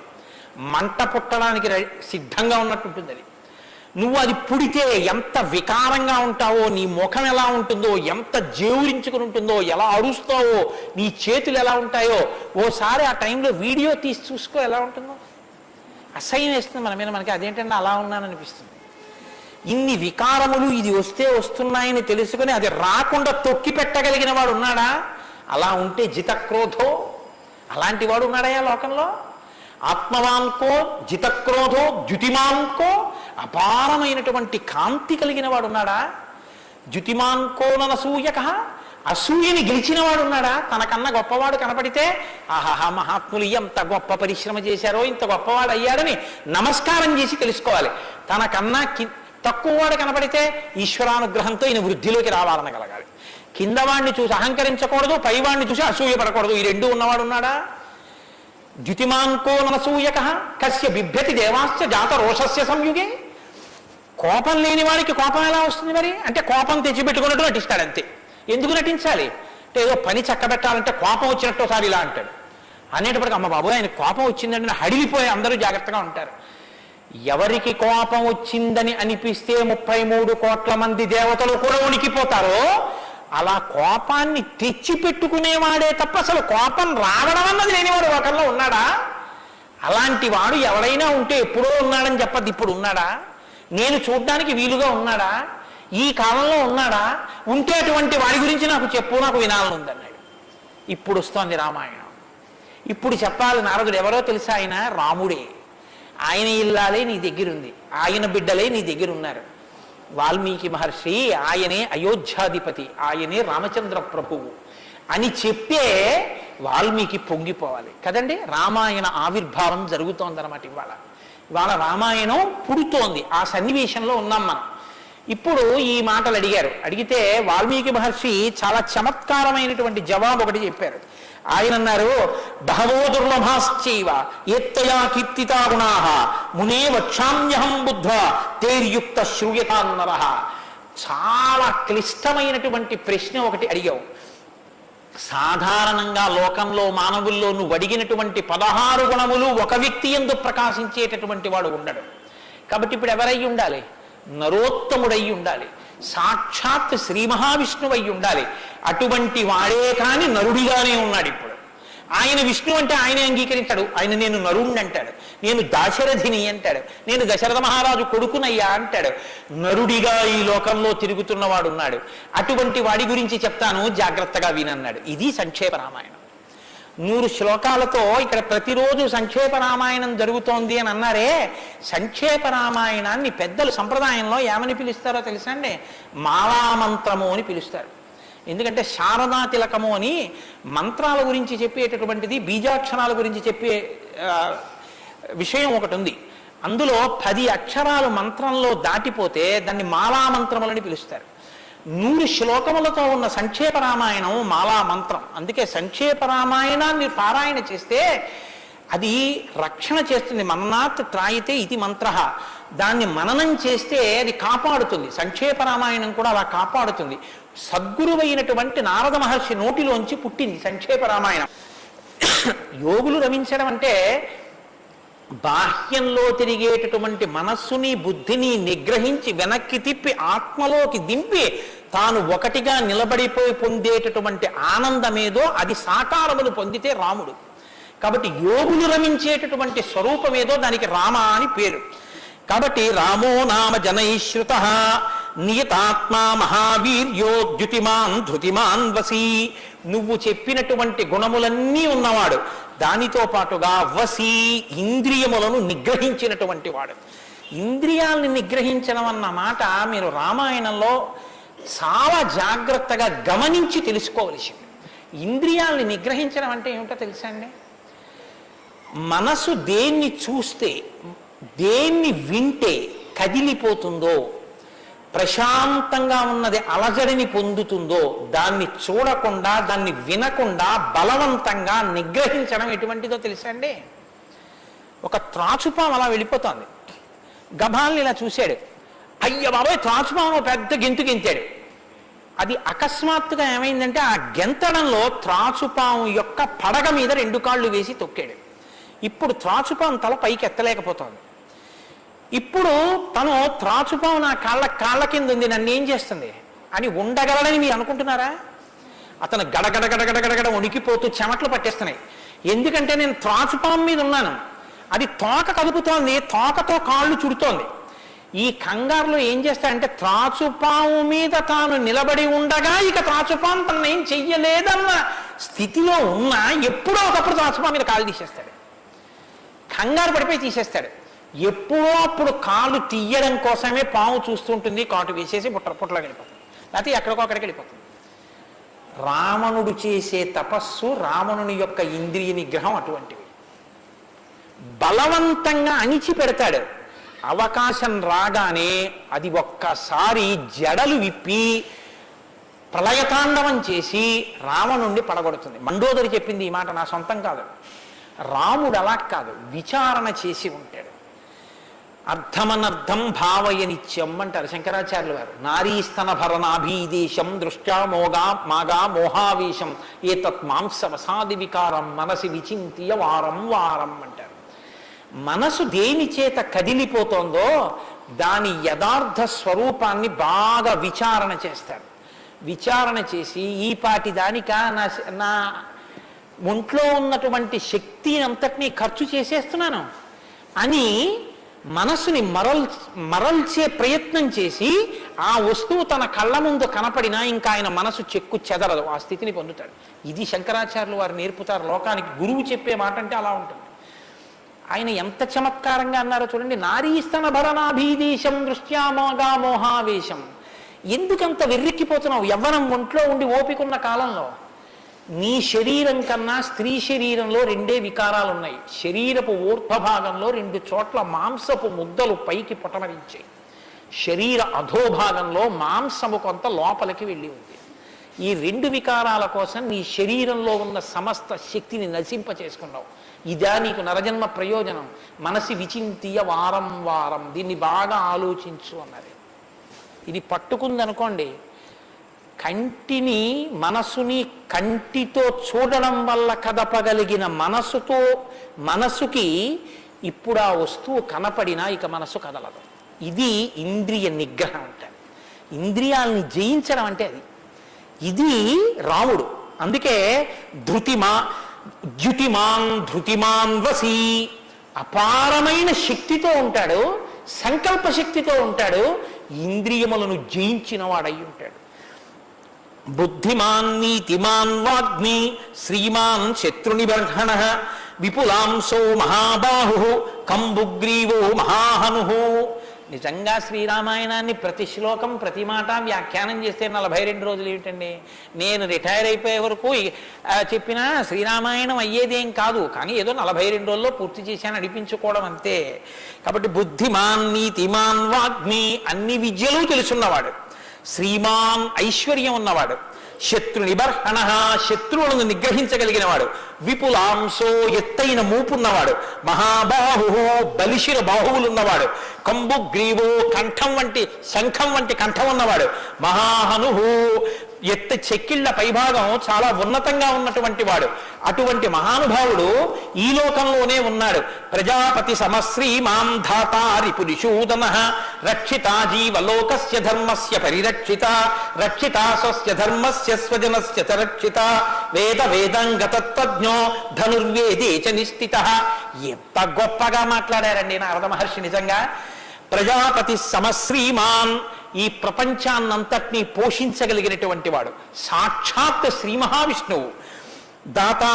ధాతారి పునిశూదన శత్రువులను నిగ్రహించగలిగిన వాడు, రక్షిత జీవలోకస్య ఈ లోకాలన్నింటినీ రక్షించగలిగిన వాడు, ధర్మస్య పరిరక్షిత ధర్మాన్ని రక్షించేటటువంటి వాడు. ధర్మాన్ని రక్షిస్తాడు కాబట్టి అధర్మాన్ని నిగ్రహిస్తాడు కూడా. ధర్మస్య పరిరక్షిత రక్షిత స్వస్య ధర్మస్య, తన ధర్మాన్ని తాను రక్షించుకుంటాడు. రక్షిత స్వస్య ధర్మస్య స్వజనస్య చ రక్షిత, అందరినీ రక్షిస్తే మరి స్వజనులు ఎవరు అంటే ఆయననే నమ్ముకుని ఉన్న వాళ్ళెవరో ఆ వారి రక్షణ యందు మరింత అప్రమత్తంగా ఉండేటటువంటి స్వరూపం ఉన్నటువంటి వాడు. అటువంటి వాడు సచ సర్వగుణోపేత కౌసల్యానందవర్ధన సముద్రయివ గాంభీర్యే ధైర్యేణ హిమవానివా. ఇందులోంచేనండి వాల్మీకి మహర్షి చెప్పిన శ్లోకాల్లోంచే తర్వాత ఉపమానాలన్నీ వచ్చాయి. ఇప్పటికీ మనం చూడండి, ఆయన మేరునగ ధీరుడండి అంటాం. ఆయన్ని పోల్చి చెప్పేటప్పుడు హిమవత్ పర్వతము వంటి వాడు, సముద్రము వంటి గాంభీర్యం ఉన్నవాడు అని చెప్పారు నారద మహర్షి. సముద్రం చూడండి ఎంత గంభీరంగా ఉంటుందో. సముద్రం కడుపులో ముత్యాలు, రత్నాలు, వజ్రాలు ఇన్ని ఉంటాయి. ఇన్ని ఉన్నా కప్పి ఉంచుతుంది. సముద్రంలో బడబాగ్ని ఉంటుంది, కానీ తాను మాత్రం చల్లగా ఉంటుంది. సముద్రం ఒడ్డుకొస్తుంది, వచ్చి మీ కాళ్ళు తాను కడుగుతుంది. చేతకానిది ఎదురొచ్చి మీ కాళ్ళు కడిగిందని మీరు ధూర్తతనంతో లోపలికెడితే మిమ్మల్ని తనలో కలుపుకుంటుంది. ఎదురొచ్చి మీ దగ్గరికి వస్తోంది కదా అని మీ కాలి చెప్పు తీసి అందులో వేస్తే తీసుకొచ్చి అవతల బారేస్తుంది ఒడ్డున. ఇది సముద్రం యొక్క గాంభీర్యం. తాను ఉప్పు కయ్యగా ఉంటుంది, పర్వదిన స్నానానికి పనికొస్తుంది. ఇన్నిటిని కప్పిపుచ్చి నిలబడగలిగినటువంటి స్వరూపం సముద్రం. కడుపులో బడబాగ్ని ఉన్నా, సీతాపహరణమే జరిగిన, తండ్రే మరణించిన, రాజ్యమే పోయిన, అరణ్యంలో తిరిగిన, జుట్టు తీసేసిన, జిల్లేడు పాలు పోసుకుని ఆఖరికి ఆ జటలు కట్టుకున్న, నారచీర కట్టుకున్న, పాదాలకి చెప్పులే లేకపోయినా, అగ్నిహోత్రాన్ని చంకన తగిలించుకున్న, అడవిలో మృగాన్ని బాణం పెట్టి కొట్టి చర్మం ఒలిచి మాంసం తీసి తెచ్చి సీతమ్మ వండితే తప్ప తినలేని స్థితిలో రాజారాముడు అయినటువంటి వాడు బ్రతకవలసి వచ్చిన తెల్లవారుజామున 4 గంటల సమయంలో దాహమేస్తున్న ఏనుగు నదిలో తొండం పెట్టి నీళ్లు తాగడానికి కూడా భయపడినంత చలికాలంలో కూడా వెళ్ళి స్నానం చెయ్యగలిగిన మొనగాడు, ఇన్ని కష్టాలు కడుపులో పెట్టుకుని కూడా పైకి చెక్కు చెదరకుండా ఉండగలిగినటువంటి గంభీరమూర్తి ఆయనయా రాముడంటే అన్నాడు నారదుడు. కాబట్టి సముద్ర ఇవ గాంభీర్యే ధైర్యేన హిమవానివా, ధైర్యంలో హిమవత్ పర్వతం వంటి వాడు. పర్వతాన్ని చూడండి, వర్షధారల చేత కొట్టబడుతుంది, పిడుగులు పడిపోతాయి. ఆ పర్వతం మీదే చెట్లు పెరుగుతాయి, ఆ పర్వతం మీదే సింహాలు తిరుగుతాయి, పులులు తిరుగుతాయి. ఆ సముద్రానికి కన్నాలు పెట్టి పావులు పడుకుంటాయి. చిట్టెలుకలు కన్నాలు చేసి ఆ పర్వత పాదాల మీద తిరుగుతూ ఉంటాయి. ఎలుక కన్నం పెట్టి తనలో దూరిందని బెంగ పెట్టుకోదు, ఒక ధూర్తుడు కాళ్లతో పైకెక్కాడని బెంగ పెట్టుకోదు, వర్షధారలు కొట్టాయని కదలదు, పిడుగులు పడ్డాయని చెక్కు చెదరదు, పులులు సింహాలు తిరుగుతున్నాయని బెంగ పెట్టుకోదు, మహాత్ములు తన మీద నడుస్తున్నారని పొంగిపోదు, తన మీద ఈశ్వరుడి దేవాలయం కట్టారని పరవశించిపోదు, తాను అలాగే నిలబడి ఉంటుంది. చెక్కు చెదరక నిలబడగలిగినటువంటి పర్వతం ఎటువంటిదో రాముడు అటువంటి వాడు. ఇది నారదుడు ఒక నరుడిగా ఆయనకున్న లక్షణాలు చెప్తున్నాడు. ఇవి నీవు సంతరించుకో, కొన్నైనా ప్రతిదానికి విచలితుడమైపోవడం కాదు, ప్రతి చిన్నదానికి కదిలిపోవడం కాదు, ధైర్యంగా నిలబడగలగాలి. నాకు కాకపోతే ఎవరికి వస్తాయి కష్ట సుఖాలు అనేటటువంటివి చేసుకున్న కర్మను అనుసరించి అని నిలబడగలిగినటువంటి స్థితి రామాయణం ఇస్తుంది. విష్ణునా సదృశో వీర్యే సోమవత్ ప్రియదర్శన కాలగ్ని సదృశ క్రోధే క్షమయా పృథివీ సమః. ఏమి శ్లోకాలు వాడారండి సంక్షేప రామాయణంలో మహానుభావుడు. విష్ణునా సదృశో వీర్యే, ఆయనతో పోల్చడానికి విష్ణు ఒక్కడే ఉన్నారు. ఎందుకంటే ఇంకా ఆయనతో పోల్చడానికి అటువంటి వాడు ఇంకొకడెవరు ఉంటారు? విష్ణువుని విష్ణువుతోనే పోల్చాలి. కాబట్టి విష్ణువుతో సమానమైన వాడు. సోమవత్ ప్రియదర్శన, బాణం పట్టుకుని ఎదురుగుండా ఉన్న వాళ్ళ లక్షల మంది కంఠాలు తెగకోసినా సరే భక్తులైన వారికి మాత్రం ఆ స్వరూపాన్ని దర్శనం చేస్తుంటే ఎంత సంతోషంగా ఉంటుందో. కాబట్టి సోమవత్ ప్రియదర్శన, లోకంలో మూడిటిని ఎంత చూసినా చూడబుద్ధే వేస్తుంది, ఎంత చూడండి చూడబుద్ధి వేస్తుంది. అందుకే పార్వతీదేవి వినాయకుడికి ఏనుగు ముఖం పెట్టించింది. పసిపిల్లలకి కూడా సంతోషం కల్పించేవి 3 ఏమిటో తెలుసా అండి? గజముఖం, చంద్రబింబం, సముద్రం. మీరు సముద్రపు తొట్టుకి వెళ్ళి ఎంతసేపు కూర్చోండి, ఎంతసేపు చూస్తున్నా సముద్రాన్ని అలా చూడాలనే అనిపిస్తుంది. చీకటి పడిపోయిన తర్వాత సముద్ర ఘోష అదో సంతోషం, వస్తున్న కెరటాలు అదో సంతోషం, చీకటి పడ్డాక దీపాలతో దూరంగా వెళ్ళిపోతున్న ఓడ అదో సంతోషం, సూర్యోదయానికి సముద్రం ఆకాశం కలిసినట్టుగా ఉన్న చోట ఉదయిస్తున్న సూర్యబింబం అదో సంతోషం, ఆ పడుతున్న ఎర్రకాంతి అదో సంతోషం, సూర్యాస్తమయానికి సముద్రంలో కృంగిపోతున్నట్టుగా ఉన్న సూర్యుడు అదో సంతోషం. తిక్కన గారు విరాట పర్వంలో అంటారు, రాత్రి అయ్యేటప్పటికి ఆకాశం ఎలా ఉందంటేట మంచి సంపన్నుడైన గృహస్థు ఇంట్లో అలంకారం చేసినటువంటి పడకలా ఉందిట, దాని మీద పువ్వులు అవన్నీ వేస్తే ఎలా ఉందో అలా ఉందిట. సూర్యోదయానికి ఉన్నటువంటి ఆకాశం ఎలా ఉందంటేట తెల్లవారిన తర్వాత 10 మంది చూస్తే దృష్టి దోషం కలుగుతుందని ఆ ఇంటి ఇల్లాలు దుప్పటి మీద ఉన్న పువ్వులు అవే అన్నీ పోయేటట్టు ఒక్కసారి 2 చేతులతో ఇలా దులిపేస్తే అన్నీ పోయిన తర్వాత దుప్పటి ఎలా ఉందో ఆకాశం ఎలా ఉంది తెల్లారాకంటారు. అలా ఆ సముద్రాన్ని చూస్తుంటే ఎంత అందంగా ఉంటుందో. పసిపిల్లల దగ్గర నుంచి కవుల వరకు జ్ఞానుల వరకు సముద్రం ఆనందమే. పసిపిల్లాడికి ఏం తెలిసనే ఆనందం, వృద్ధుడికి ఏం తెలిసనే ఆనందం. అందరూ సముద్రపు రెడ్డికి వెళ్ళి ఆనందం పొందుతారు. ఆఖరికి తుఫాను సమయంలో సముద్రం చూడడం అదో సంతోషం కొంతమందికి. కాబట్టి సముద్రం, రెండు చంద్రబింబం. చంద్రబింబాన్ని ఎంతసేపు చూడండి సంతోషం.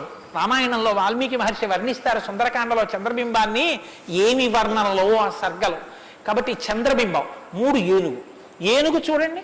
వెంకటాచల క్షేత్రానికో తిరుత్తణియో వెడితే ఆ ఏనుగు ముందు నించుంటే పిల్లల్ని ఎంతసేపు నించోబెట్టండి సంతోషమే. ఆ తొండం ఇలా ఇలా ఆడిస్తూ ఆ ఏనుగు అలా నిలబడి అరటిపండు ఎత్తి నోట్లో పెట్టుకుని ఆ దుమ్ము తీసి మీద పోసుకుని స్నానం చేసి తెల్లటి దంతాలు, దాని స్వరూపం, దాని చిన్ని చిన్ని కళ్ళు, దాని వెంట్రుకలు, దాని తోక, పెద్ద పెద్ద కాళ్ళు, ఇంతంత గోళ్ళు, గుండ్రంగా పాదాలు. ఆ ఏనుగుని ఎంతసేపు చూసినా అబ్బా ఇంకేం చూస్తానులేండి అనిపించదు, అలా చూడబుద్ధి వేస్తుంది. అలా చూడబుద్ధి వేస్తుంది కాబట్టి ధ్యానం చేసేటప్పుడు ముందు గణపతి యొక్క ముఖాన్ని తదేకంగా చూస్తే ఆ ధ్యాన నిష్ట చేత విఘ్నములు తొలగిపోతాయి. కాబట్టి పరమేశ్వరుడు అందరూ తొందరగా దృష్టి పెట్టి చూడడానికి వైముఖ్యం కలగనటువంటి ముఖాన్ని నా కొడుక్కి పెడితే అందరికీ ఉపకారం జరుగుతుందని ఏనుగు తలకాయ తీసుకొచ్చి వినాయకుడికి పెట్టాడు. అది కారణం, వినాయకుడికి ఏనుగు తలకాయ ఉండడానికి కారణాల్లో అదొకటి. కాబట్టి విష్ణు నాసదృశో వీర్యే సోమవత్ ప్రియదర్శన కాలాగ్ని సదృశ క్రోధే. క్రోధం, కోపం వచ్చిందా కాలాగ్ని ఎటువంటిదో అటువంటి వాడు. క్షమయా పృథివీ సమః. ఈ భూమికి ఎంత ఓర్పో రాముడికి అంత ఓర్పు. నిద్ర వేస్తూనే భూమిని తంతాం, భరిస్తుంది. మలమూత్రాలు భూమి మీద విసర్జిస్తాం, భరిస్తుంది. ఉమ్మి భూమి మీద వేస్తాం, ఊరుకుంటుంది. పోనీ ఏదో పొరపాటున వచ్చింది వేరు, కావాలని ఒక రకమైన తాంబూలం వేసుకుని బొమ్మడమే ప్రయోజనంగా నెత్తురు కక్కుకునేవాడు కక్కుకున్నట్టు భూమి మీద ఎర్రటి మరకలు పడేటట్టు అదే పనిగా ఉమ్మి వేసేటటువంటి వాడిని కూడా భరించినటువంటి భూమాత యొక్క ఓర్పుని ఎంత స్తోత్రం చేయాలి నిజంగా. కాబట్టి అన్నం కావాలి, నాగలి పెట్టి అమ్మ గుండెల మీద చీరుతాం. ఇల్లు కట్టుకోవాలి, శంకుస్థాపన పేరుతో గుణపాలు పెట్టి అమ్మ గుండెల మీద గుచ్చుతాం. ఆఖరికి ఇంత సంపాదించి ఇంత కీర్తి తెచ్చి మా నాన్నగారు, మా బాబాయ్ గారు, మా మేనమామ, మా ఆయన ఇన్ని బంధుత్వాలు పెట్టుకున్న వాళ్ళు ఆ ఊపిరి ఆగిపోగానే తీసుకెళ్లి బయట చిరిగిపోయిన బొంతో చాపో వేసి పడుకోబెట్టి కొత్త చాప తెచ్చి 4 కర్రలకేసి తాడేసి కట్టి తీసుకెళ్లిపోతుంటే ఆఖరణ పుచ్చుకునేది ఈ తల్లి ఒక్కతే. ఎవరు ఇంట్లో ఒక్క రాత్రి కూడా ఉంచుకోరు. యావత్ పవనో నివసతి దేహే తావత్ పృచ్ఛతి కుశలంగేహే గతవతి వాయో దేహాపాయే భార్యా బిభ్యతి తస్మిన్ కాయే అంటారు శంకర భగవత్పాదులు. అటువంటి ఈ తల్లిది ఎంత ఓర్పో, ఎన్ని అపచారములు చేసినా కూడా కడుపులో పెట్టుకునేటటువంటి అమ్మ స్వరూపమైనటువంటి భూమికి ఎంత ఓర్పు ఉందో అంత ఓర్పు కలిగిన వాడయ్యా రామచంద్రమూర్తి. కాబట్టి ధనదేన సమస్యాగే సత్యే ధర్మ ఇవాపరః. కుబేరుడు ఎంతటి ధనవంతుడో అంతటి మహానుభావుడు, అటువంటి త్యాగం ఉన్నవాడు. సత్యే ధర్మ ఇవాపరః. సత్యము ధర్మము ఒకదాన్నొకటి ఎలా కాపాడుకుని రక్షించుకుంటాయో అలా రక్షించి కాపాడగలిగినటువంటి వాడు. తమేవం గుణ సంపన్నం రామం సత్యపరాక్రమం. ఇన్ని గుణములు కలిగినటువంటి రామచంద్రమూర్తి సాక్షాత్తుగా సత్యపరాక్రముడైనటువంటి వ్యక్తి. ఆయన పరాక్రమం సత్యమే పరాక్రమముగా కలిగినటువంటి వాడు. అటువంటి వాడు రామచంద్రమూర్తి అని ఆ రాముని యొక్క కథని సంక్షేపంగా చెప్పారు. సంక్షేపంగా అంటే వివరంగా కాదు, బాగా గుర్తుపెట్టుకోండి. వివరంగా చెప్పలేదు, కేవలం ఏదో విహంగ వీక్షణం అంటారు చూసారా, ఒక్కసారి స్థాళీపులాక న్యాయంగా ఒకసారి అలా చెప్పేశారు. అది ఎంత తేలిగ్గా చెప్పేశారంటే సజగామ వనం వీర ప్రతిజ్ఞామనుపాలయన్ పితుర్వచన నిర్దేశాత్ కైకయ్యా ప్రియకారణాత్ అంటూ. కానీ సంక్షేప రామాయణ శ్లోకాలండి, అవి నిజంగా మంత్రాలే. దశరథ మహారాజు గారు లేక లేక లేక లేక సంతానం కలగలేదని బెంగ పెట్టుకుని అశ్వమేధయాగం చేసి తత్పాపాన్ని పోగొట్టుకుని పుత్రకామేష్టి చేస్తే యజ్ఞపురుషుడు ఆవిర్భవించి ప్రసాదాన్ని ఇస్తే ఆ పాయసాన్ని అనురూపలైనటువంటి తన భార్యలు స్వీకరిస్తే పెద్ద భార్య అయినటువంటి కౌసల్యాదేవి యొక్క గర్భాన్ని జనించినటువంటి సాక్షాత్ విష్ణుస్వరూపుడైన ధర్మాత్ముడైన రామచంద్రమూర్తి పినతల్లి అయిన కైకమ్మ 14 సంవత్సరములు అరణ్యవాసం చేసి రాజ్యాభిషేకాన్ని విడిచిపెట్టుకోవాలి రామచంద్రమూర్తిని 2 వరములు రాత్రికి రాత్రి దశరథ మహారాజు గారిని అడ్డుపెట్టి నిగ్రహిస్తే తండ్రిని సత్యవాక్యమునందు నిలబెట్టడం కోసమని రామచంద్రమూర్తి రాజ్యాన్ని పరిత్యజించి నారవస్త్రాలు కట్టుకుని చెప్పులు కూడా విడిచిపెట్టి మహానుభావుడు అరణ్యానికి బయలుదేరి వెళ్ళిపోతున్నారు. ఆ వెళ్ళిపోతున్నటువంటి సమయంలో రామస్య దయితా భార్య నిత్యం ప్రాణ సమాహిత జనకస్య కులే జాతా దేవమాయేవ నిర్మిత సర్వలక్షణ సంపన్నా నారీణాముత్తమామదో సీతాప్యనుగత రామం శిశినం రోహిణీ యథా. సాక్షాత్తుగా దేవమాయయే లోకంలో ఉన్న సౌందర్యమంతా రాశీభూతమై ఒక స్త్రీ రూపంలో వచ్చిందా అన్నంతగా కనపడేటటువంటి సీతమ్మ తల్లి, జనక మహారాజు గారి యొక్క పుత్రి, అయోనిజ అయినటువంటి తల్లి, స్త్రీలలో ఉత్తమమైనటువంటి రత్నంగా చెప్పబడినటువంటి తల్లి, సర్వలక్షణ సంపన్న అయినటువంటి సీతమ్మ చంద్రుణ్ణి రోహిణి ఎలా అనుసరిస్తుందో అలా కష్టసుఖాల్లో నీతో కలిసి ఉంటాను తప్ప నేను అంతఃపురంలో ఉండను అని చెప్పి రామచంద్రమూర్తితో కలిసి అరణ్యవాసానికి బయలుదేరింది. సోదరుడైనటువంటి లక్ష్మణుడు కూడా రామచంద్రమూర్తితో బయలుదేరాడు.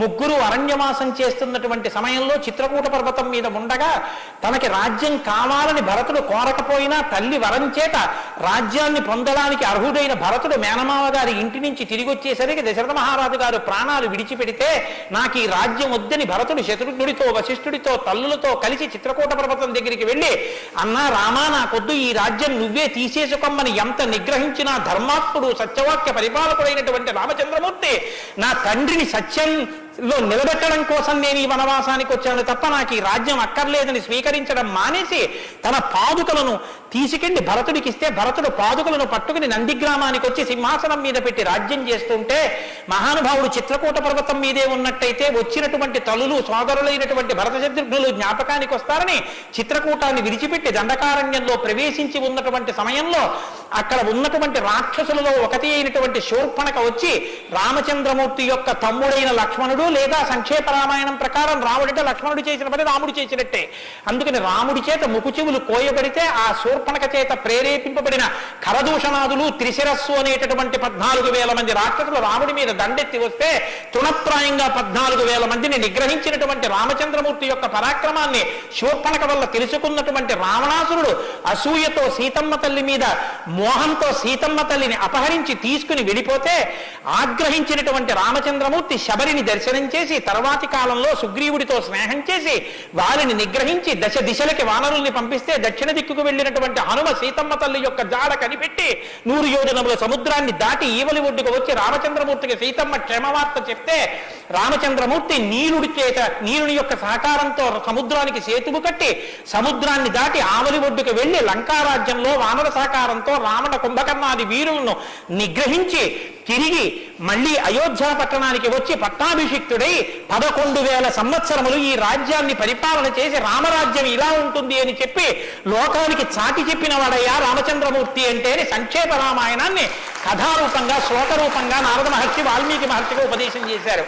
ఉపదేశం చేస్తే సంతోషించారు. ఆ రామరాజ్యం యొక్క గొప్పతనాన్ని 4 శ్లోకాలు వినకపోతే మనం దోషం చేసిన వాళ్ళం అవుతాం.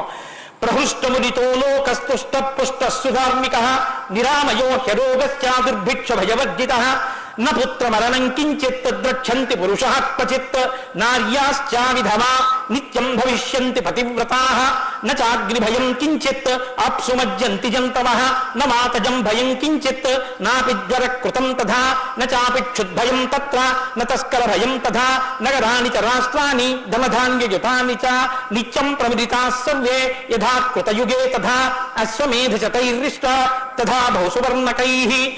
రామచంద్రమూర్తి రాజ్యం చేసేటటువంటి కాలంలో కొడుకులు మరణిస్తే పెద్దవాళ్ళైనటువంటి వాళ్ళు పిల్లలకి ప్రేతకార్యం అన్నది లేదు. స్త్రీలు విధవలై భర్త మరణిస్తే జీవించవలసినటువంటి దౌర్భాగ్యం లేదు. అందరూ పసుపు కుంకాలతో భర్త చేతుల మీద వెళ్ళిపోయేవారు. ఎక్కడ అగ్నిభయం ఉండేది కాదు. జంతువులు నీళ్లలో మునిగి మరణించడం అనేటటువంటిది ఉండేది కాదు. వాత భయం కానీ, అనారోగ్యాలు కానీ, జ్వరాలు ఏర్పడడం కానీ, భయంకరమైన వ్యాధులు పటమరించడం కానీ, దొంగతనం కానీ, క్షుద్బాధ కానీ, ఆకలితో అలమటించడం కానీ, అశాంతి కానీ లోకంలో ఎక్కడా లేవు. అశ్వమేధాది యాగములను చేసి ఎంతో మంది బ్రాహ్మణులకి బంగారాన్ని దానం చేశాడు. గవాం కోట్యయుతం దత్వా బ్రహ్మలోకం ప్రయాస్యతి అసంఖ్యేయం ధనం దత్వా బ్రాహ్మణేభ్యో మహాయశాః.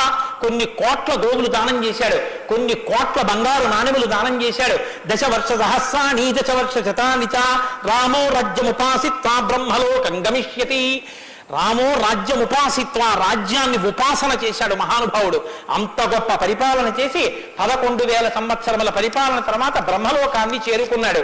ఇదం పవిత్రం పాపఘ్నం పుణ్యం వేదైశ్చ సంహితం. ఈ రామాయణ కథ ఉన్నదే, ఈ రామాయణ కథ పాపములన్నిటినీ పోగొడుతుంది. ఇది వేదములతో సమానమైనది. యప్పటే రామచరితం సర్వపాపై ప్రముచ్యతే.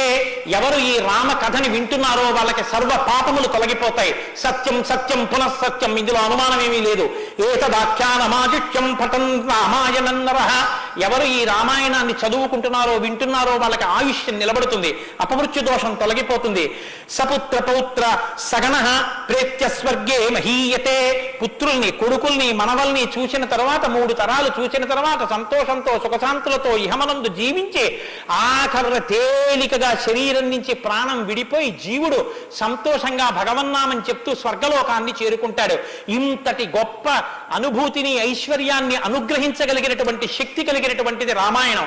కాబట్టి ఎల్లరూ ఈ రామాయణాన్ని చదువుకోవాలి, వినాలి, ధరించాలి అని నారద మహర్షి వాల్మీకి మహర్షికి చెప్తే తదేక ధ్యానంతో ఆ మాలామంత్రంగా వినపడిన సంక్షేప రామాయణాన్ని విని పొంగిపోయిన హృదయంతో తన్మయత్వంతో ఉన్నటువంటి వాల్మీకి మహర్షి యొక్క స్థితి దగ్గర ఇవాల్టి ఉపన్యాసాన్ని పూర్తి చేస్తున్నారు.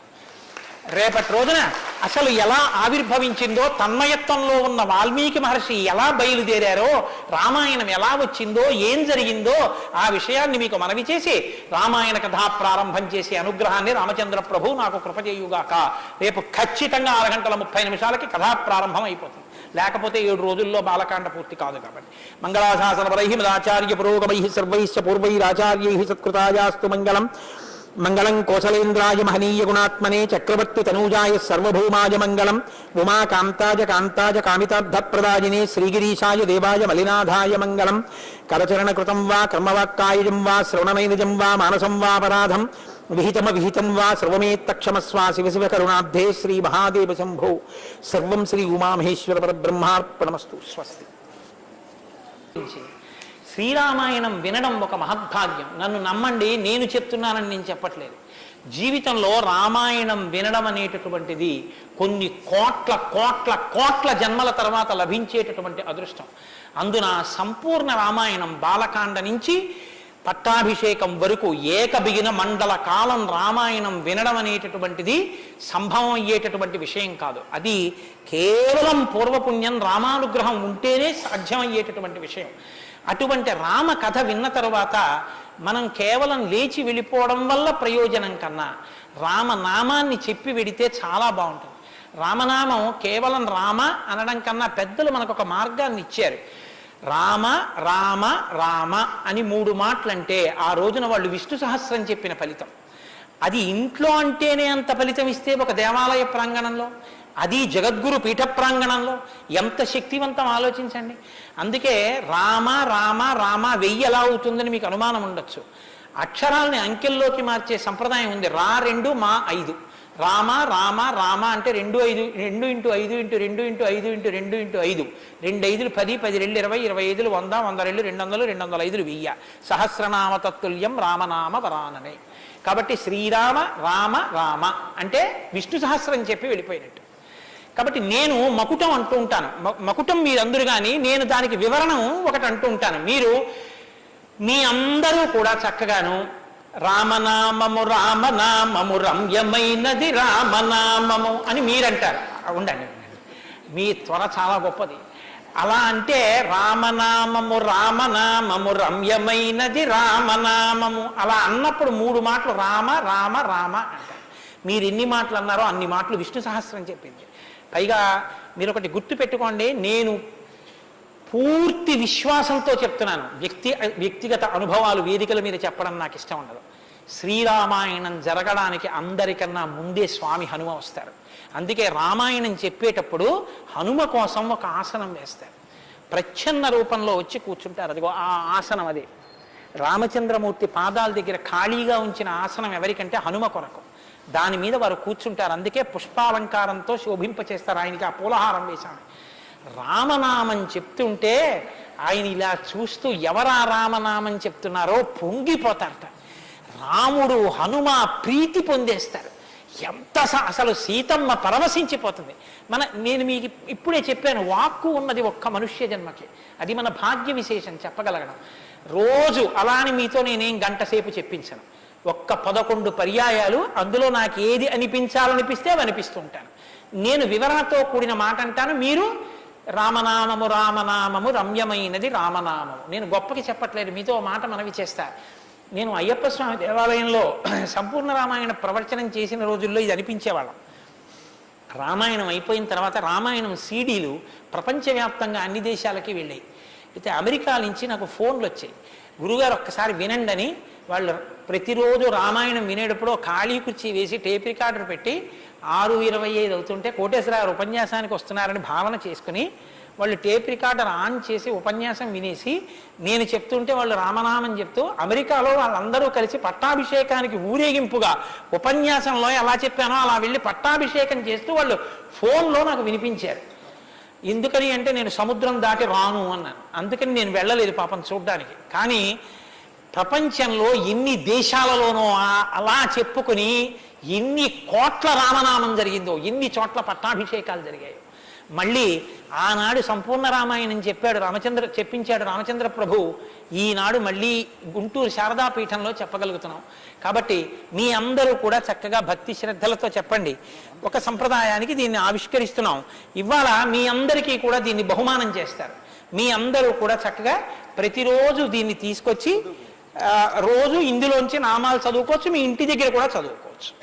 ఇవాళ మాత్రం నేను చెప్పింది మకుటని చెప్పండి. ఏమండి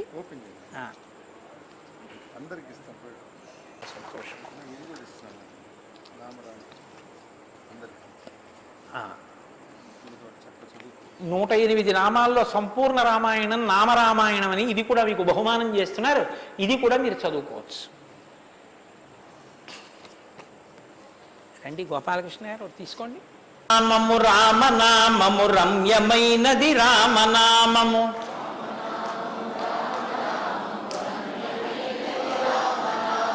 దారి నుండి గనడచు వారికి తోడు నీడే రామనామము. రామనామము రామనామము రమ్యమైనది రామనామము, నారదాది మహామునీంద్రులు నమ్మినది శ్రీరామనామము.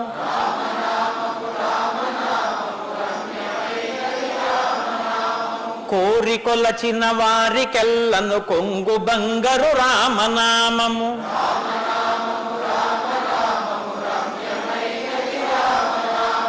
అండపిండ బ్రహ్మాండములకు ఆధారమైనది రామనామము.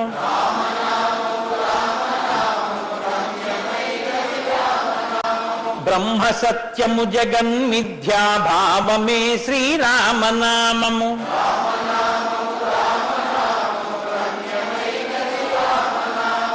ఆంజనేయుని వంటి భక్తుల నిర్వికారము నిర్వికల్పము నిర్గుణము శ్రీరామనామము.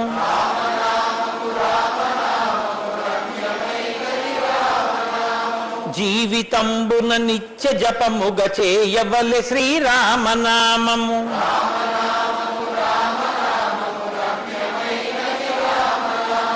నిజ స్వరూపము బోధకంబగు తారకము శ్రీరామనామము.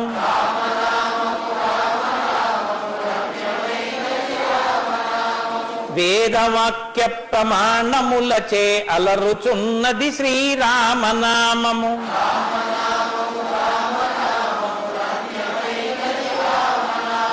తల్లి వలె రక్షించు సుజనుల నెల్ల కాలము రామనామము.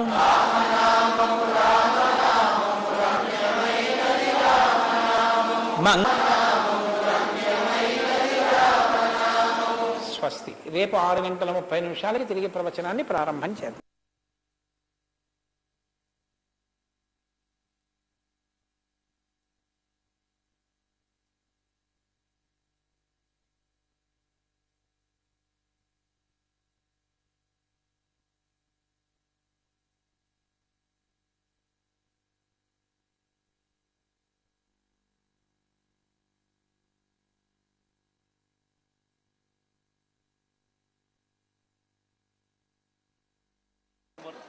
చాలా సంతోషం, చాలా సంతోషం. ఎక్కడో నమస్కారం విజయ్ కుమార్ గారు చెప్పాను రండి సార్.